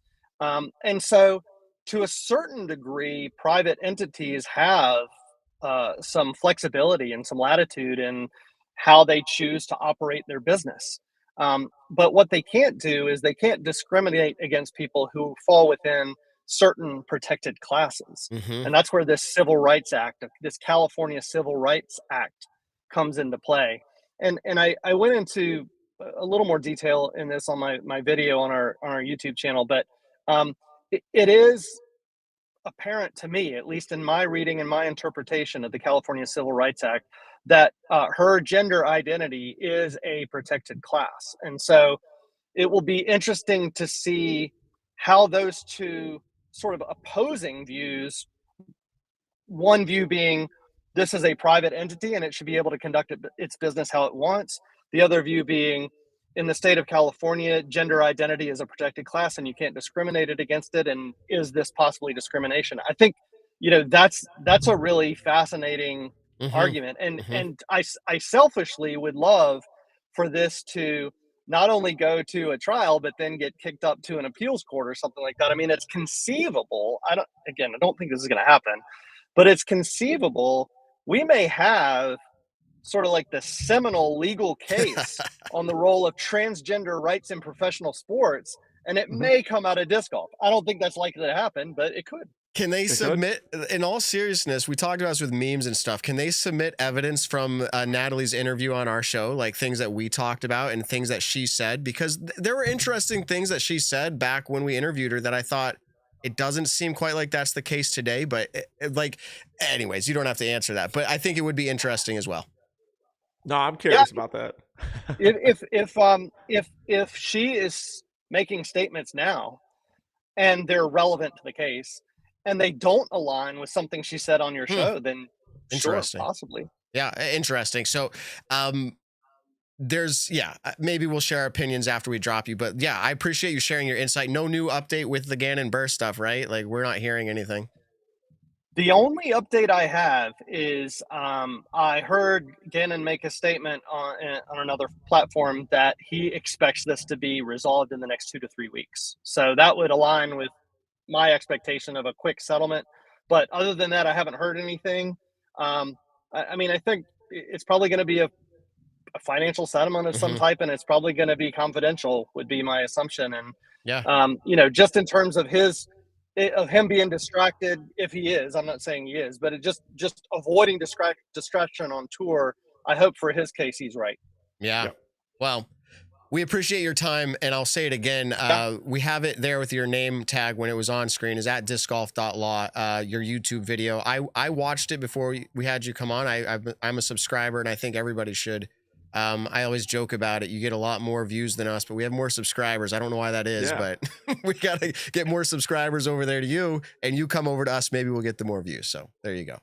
Well, listen, guys, when Katrina sues that golf cart driver this week, just go ahead and pencil me in for next Monday. Sounds good. AB's got to sue the volunteer. Cat's got to sue the Paul's got to sue Geese. I mean, we got whatever we got them happening all over the place. Yeah, my son Matt, who works with me, texted me. We were both watching coverage, and we were in separate places. He was like, "Macbeth just hit a goose. Did you see that?" So it's we've got a lot of memories from this from this tournament, and I'm sure we'll have new ones. We got more tournaments on the way, a lot more. Yeah. Absolutely. All right, Chris, thank you very much for your time. I find it entertaining and beneficial that we've had you on back-to-back weeks now. So we'll see where it goes. So thank you very much for your time. Thanks, guys. Best to you guys. Thanks. All right. Have a great evening. All right. So Chris Clark, 2 weeks in a row. We've never talked to him before. And now back-to-back is kind of a joke. We'll give him a 5th seat on the show at some point. If we can just have the legal guy in the back always ready to go. So yeah, it's kind of nice in case we ever get into a bind. At least we're making some connections here and there. Absolutely. Definitely curious. I think now with, 2 big headlines with the Ganon Burr case, and then Natalie Ryan suing the PDGA and the Disc Golf Pro Tour and bringing it to the California court system, like Chris was just talking about. I think it's definitely interesting stuff that I'm genuinely very curious to see where it plays out in the next, I guess only a few months, because if she's talking about it needs to be settled by the time OTB Open happens, that's happening in May out in California. I was curious when he had said, she wants to play that event, but then the PDGA and the DGPT cannot do business out there. I'm like, okay, what does that mean for the OTB Open? Do they just lose all they can do business in that sense of the Disc Golf Pro Tour? No, my understanding, they can do business. It's a matter of this ruling, the injunction and all that. What happens here in this first phase? If it's determined that, yes, that's what the Pro Tour, the PDGA, and 1000 Rated Productions are doing is discriminating, then yes, they wouldn't be able to. But now, if you go over and check out discgolf.law, the video, he talks more about this, and he says he does not hope this happens, and he's not projecting that it will happen. But if they wanted to end this lawsuit altogether, they could just wrap up the OTB and Open and either cancel it, and now they don't have a court case to be made because they're not doing business in California, or they could move it to a different place. Now, again, I'm not even making the recommendation. It is entertaining for the brain to think they could also just say no FPO division at the OTB Open, and we will move the FPO division to another tournament outside of the state. Those things, I'm not the attorney, but they sound interesting to at least think about what could or could not happen for or against Natalie. So, yeah. Really quick before we bring in our next guest, 1000 Rated Productions, why are they involved in this? And they are they're the event. I don't want to say planner, but the host of the OTB Open. It'd be kind of like Maple Hill, if you will, running MVP Open, or Steve Dodge. Like, they would be the one that'd be included. So, gotcha. All right, Nick, we're ready to go. Let's get him in here. Welcome to the show, Rick from On Your Card. You're gonna have to tell us all about it. I think a lot of people probably know what you're doing. But a lot of people are pretty brand new to it, and we want to spread the word. So, Rick, welcome, and tell us what you got going on. First off, thanks for having me. I really appreciate it.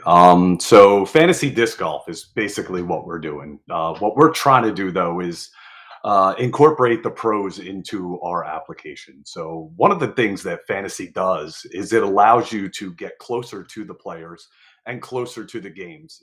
Every year in NFL or NBA fantasy, there are those games between the teams that are way down the list. I'm not going to name any names. I don't want any hate, but the teams that finish down near the bottom. And why else do you end up watching them unless you're a fan of them? It's because you have a wide receiver, because you have your point guard on there. So what we want to do is we want to have everybody play with everybody that's on tour, generate interest, because sometimes, like take Simon, for example, just this week, he was up on a featured card. Then he had a bad fourth round. So you tend to not see that coverage go on. And one thing that we do is we allow you to play against the pros. We have some of the pros playing our game. And for a small $10 fee, you can play with them from each week through the end of the season. And a portion of that goes directly to the pros. So not only are you getting the entertainment value of playing the fantasy game with them, you're also helping to contribute on tour. We see all the time the van life, the struggles and everything. All right, let's help make their lives easier. We also think that if there is cash coming in and there is money coming in, how much better are some of these pros going to play? You take that off their shoulders. Now they can make that 25-foot putt. They make that 30-foot putt because they're not worried, I got to break the cash line. They're interacting with their fans. We've seen some great interactions on Instagram of some trash talk calling out fans. And this is just our first week. The response that we've gotten has been amazing.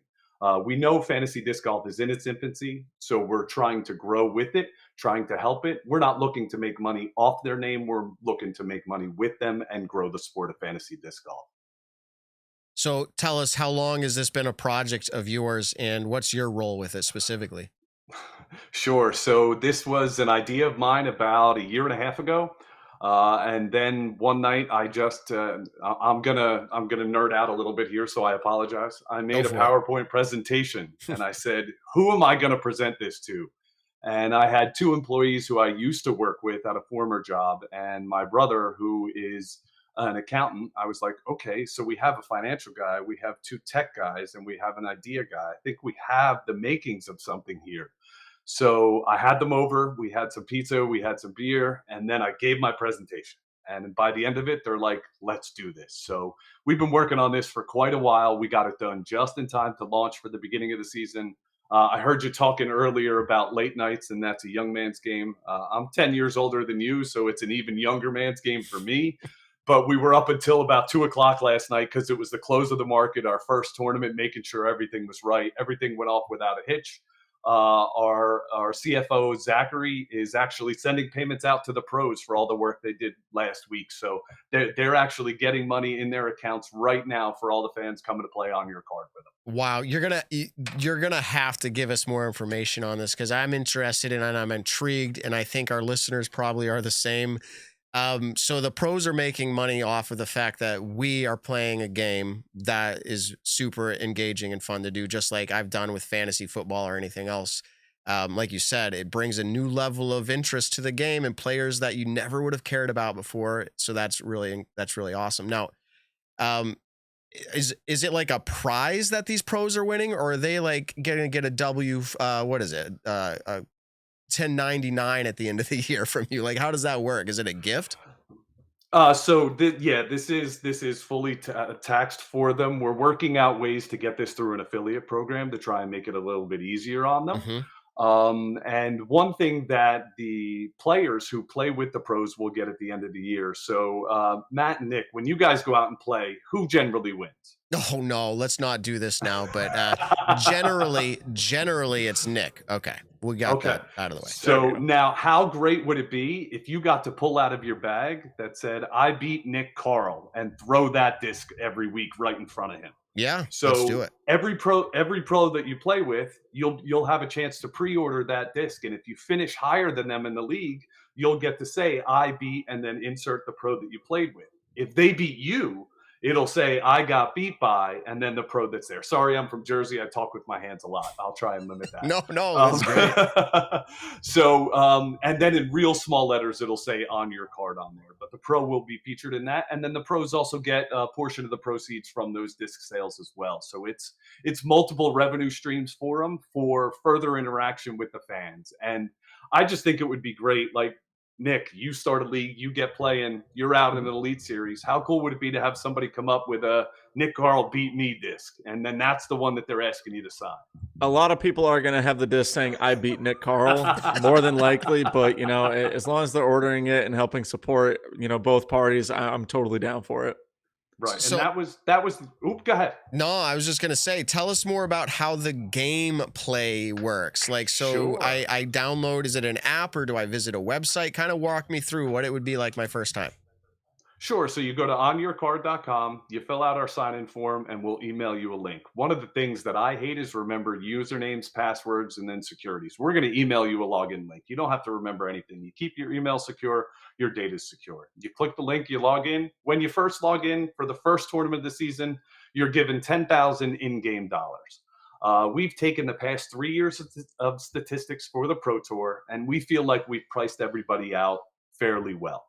You have $10,000 to fill up your card. So a typical disc golf card is 4 players. You get 4 players to buy for us. So obviously you can't play with Ricky, Paul, Kat, and Paige. You have to spread it out. Again, getting some of the players, the grinders that are out there, the players that pop off, Hebenheimer, Arlinghouse from just this past week, that pop off, getting them a little bit more exposure. So you purchase your players, and then the tournament unfolds. Because disc golf, fantasy disc golf is so new, our scoring model is you get points based on how you finish. We spent many sleepless nights working to balance FPO and MPO scoring. We don't want it weighted either way. Because the field is smaller in FPO, the scaling will drop down, but the winner of each event, so in our game, Kat and Calvin, both scored the same amount of points this week. You can play with a mixed card. You're not limited to division. At the end of the week, so what we did last night is the markets adjust. So players' values go up and down based on the market, the number of buys, the number of sells, number of holds, overall interest in the player within our game, their prices can go up. So one of the guys that I like to use is Robert Burridge in the playoff last year. His name got exploded, but he was probably a good value in our game had it been around last year. So you picked him up, you called that, you could have made money in game off of that and then spent that to upgrade other players within your card. Okay. So you make it this is virtual money? Is that what we're talking Correct. about? Okay. So you make Yes, you correct. start to bank it. Is it over time you bank a lot or is it just per tournament? So it is an ongoing. We have new leagues that start each week. And then what we do is to make it competitive with the pros. Each week that it starts, you start with the same amount of money they have earned so far. So if a pro here, I can actually go ahead and look one up right now. Connor O'Reilly, he plays with us, and he actually turned his $10,000 the first week to $10,883. Okay. So he made $883. You start playing with him now, you're going to start with $10,883. Oh, okay. Each week you start on a level playing field with every pro. So let's say week 8, you're doing horrible. Okay. Another $10, you start again. That now maybe Yes. maybe you get the I beat and they beat me disc. Go ahead, buy both of them. You have them on both sides. Okay, so it's definitely interesting, and I hope people go and check this out because I like it. It seems to me like if you buy now on a player who's didn't have their coming out party to the world of how good I am at disc golf, that you stick with them now, they're earning money, you're earning money. I like that. So someone else buying them 3 weeks down the road. Sorry, I got them 3 weeks ago. Yeah, that's cool. So I know some of the chat is talking about right now. I mean, realistically, we just finished our first week. Are they at a disadvantage going into the next week, which would be the Waco Annual Charity Open? You know, talk to us just in general about if someone's to sign up tonight looking at that tournament. You know, I know we were just talking about that the money goes up or down depending, but just talk to us a little bit about that. Right. So I'm sure the people that are asking are familiar with fantasy football or fantasy basketball, baseball, because once the season starts, typically you can't join. Some of the pro sports now are getting half league years. But no, with our game, there is a new tournament that a new league, that starts with each tournament. The advantage to the pro here is they only manage one team, which is why we balance the wallet is what we're calling it, the finances within the game. We balance that. So each week you start, you always are on that level playing field with the pro. So if you join the new tournaments for Waco, you're going to start on a level playing field.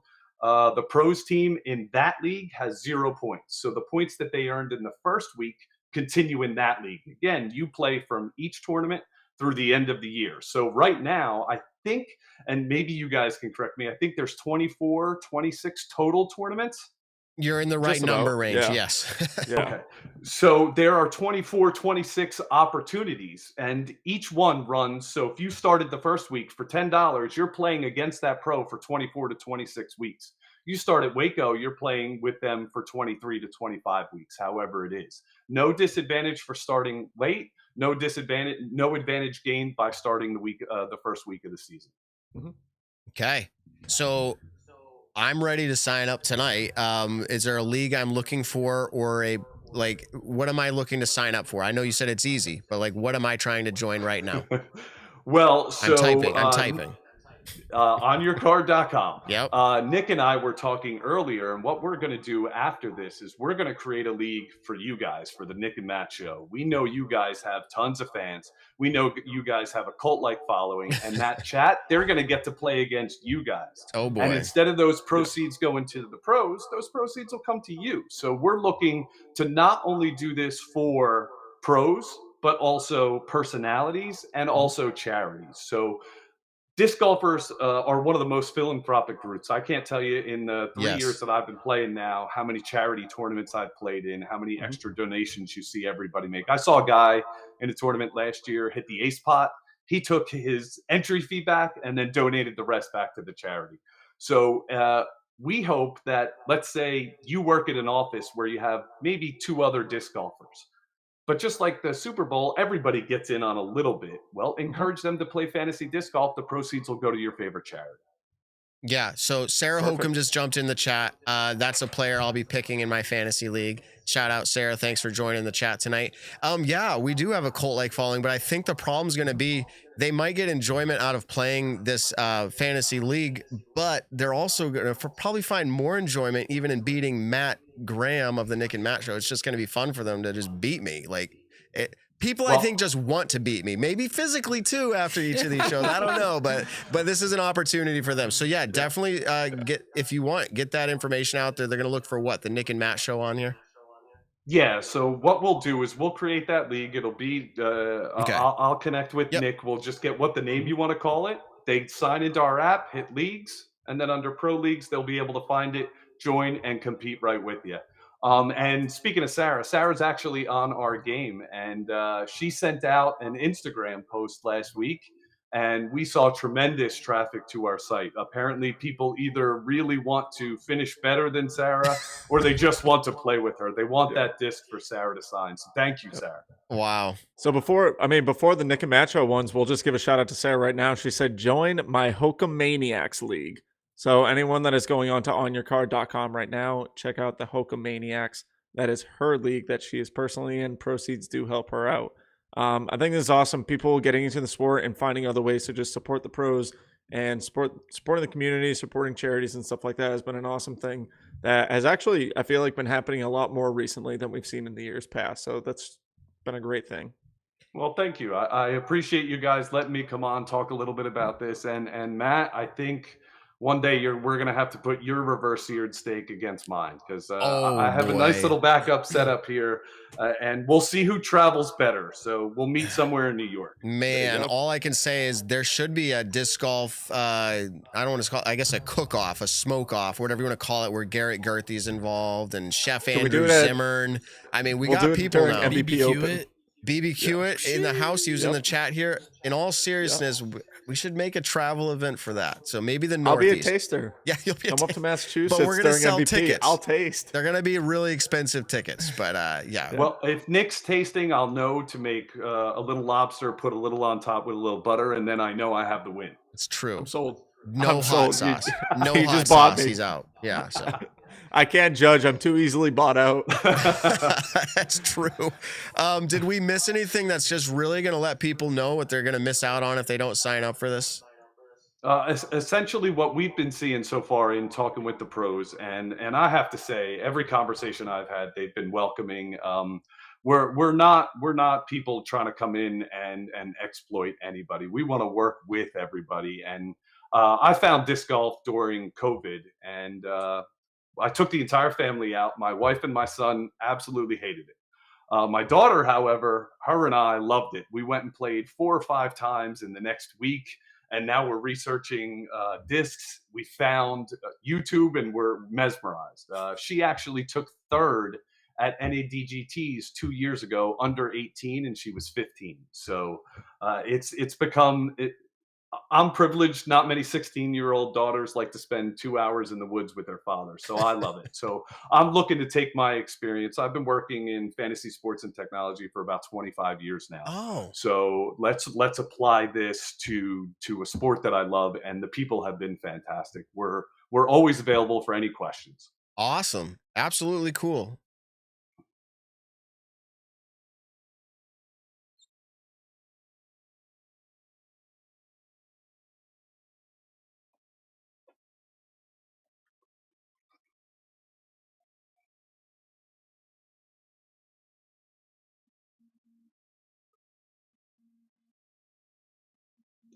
Well, I'll tell you, Nick. Can I, if I go on there, can I tell my wife you told me to buy more because my basement doesn't need any more?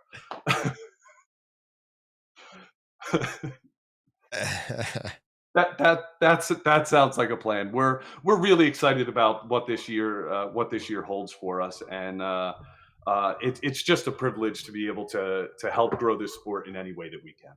Good. Very cool. Thank you so much for sharing that with us. I'm excited to be beaten in this league. Although, you know what? My picks this week were right on. Yeah. So I don't know if I can do that again.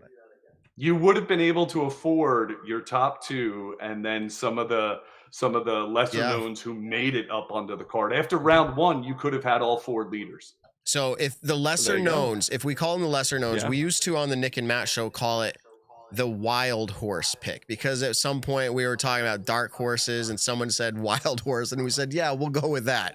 But so on the Nick and Matt show, the players that we don't, they're outliers. We call them the wild horse. So you get your favorites in there and then you pick the wild horses. So cool. Yeah, well, Sai Anande actually had a great week in our game.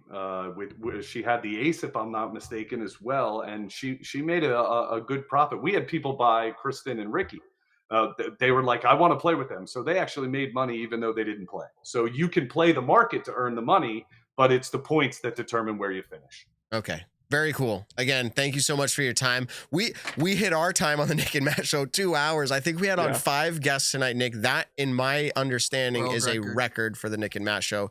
And we're really excited. We went off, it went off pretty well. I think, Rick here, your audio is pretty good. But Nick, you're slacking tonight. People are talking about the echo in the chat. So all I'll say is, Nick, I don't know if there's any public news about to come out, but I think your situation's going to get better. And we'll look forward to that.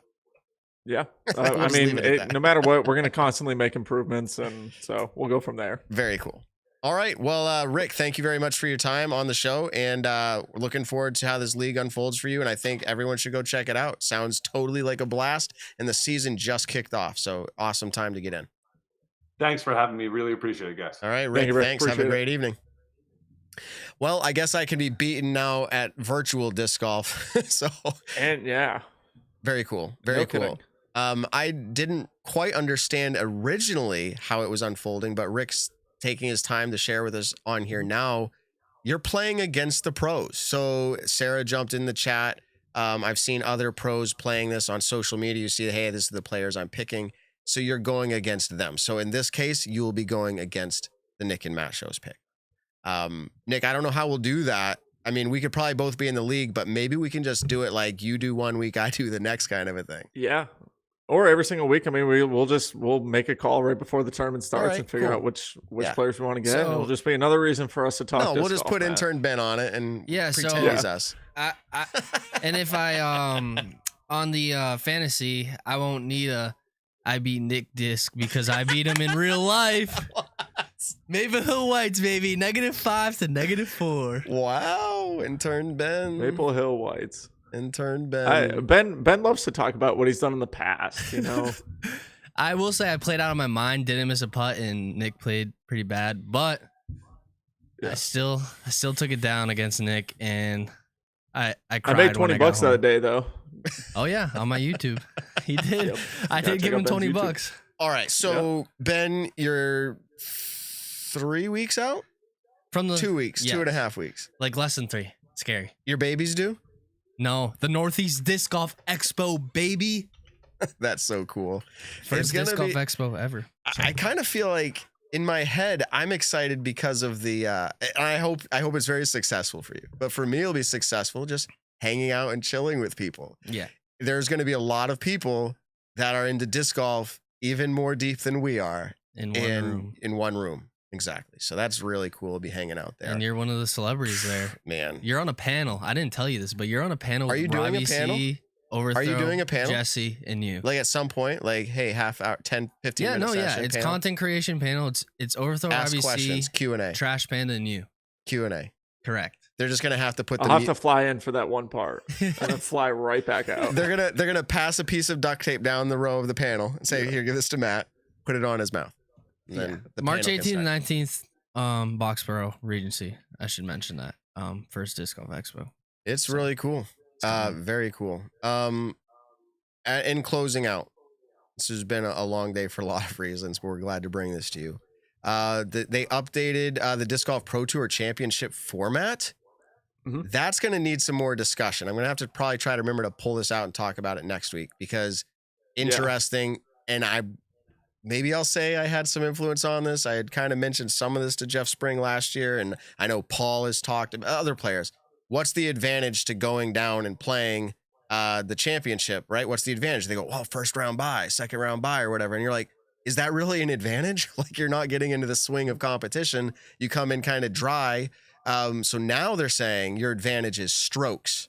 So based off of how you finish going in, you're getting strokes. So we'll break that down a lot more. That's really interesting. Player of the year, PDGA numbers have changed. And I just want to make sure I don't miss anything as we get ready to close out. I think that's a lot of it. We've got another show lined up, obviously, for next week. I'm traveling the week after that. So it'll be the Nick, Evan, and Ben show.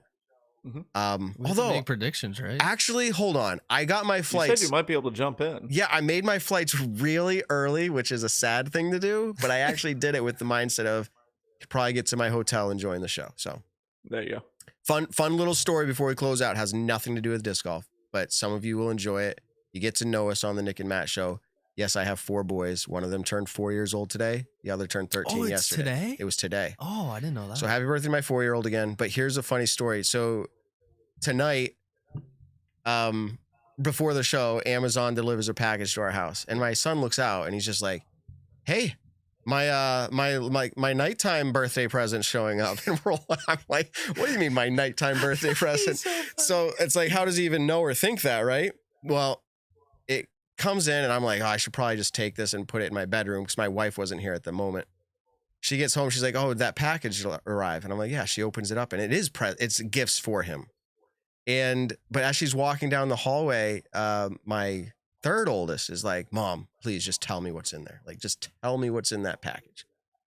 And she's like, no. And he's like, Mom, like, I won't tell anyone. And this is my 3rd oldest.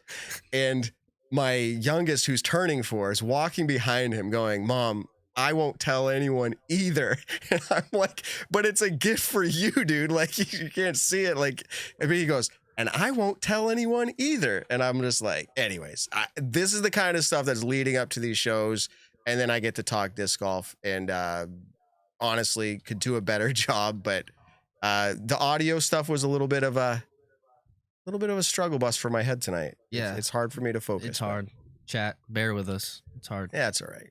Look at no echo. We can hear there's a lot of stuff going on. I'll try to work on it. The echo's my bad. Yeah.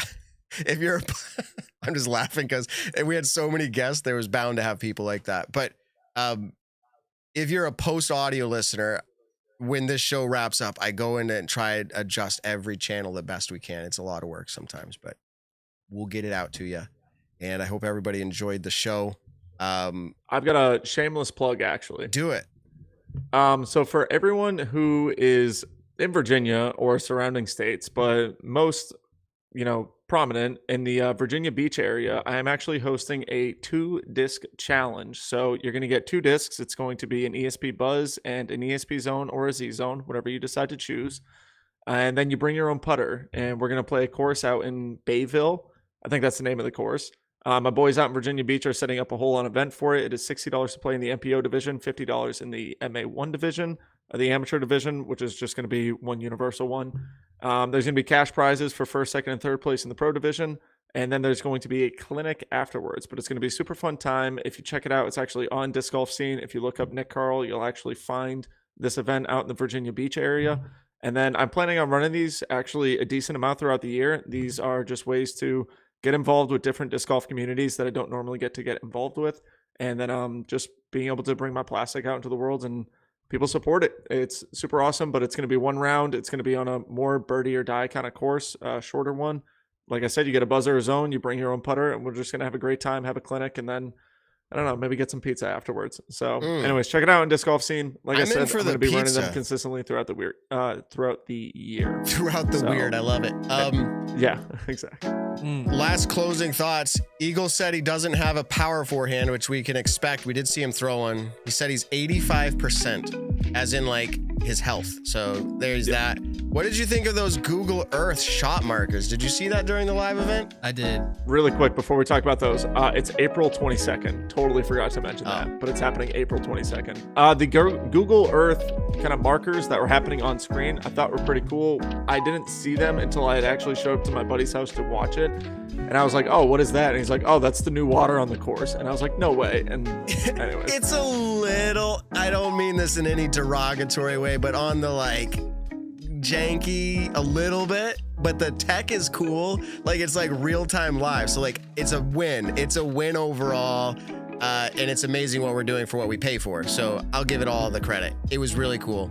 All right. Well, Nick, go ahead and close it out. I think that's it. We'll see you guys all next week. Don't forget to like, comment, subscribe. Thank you everyone for tuning in on this wonderful Monday night. We are going to fix any and all issues that we have and probably find new ones next week, but we are going to do our best to keep bringing you guys the best possible show that we can. So like, comment, subscribe on the show. Check us out on all your favorite podcast platforms. Tell someone you love them this week. We'll catch you in the next one. That's right.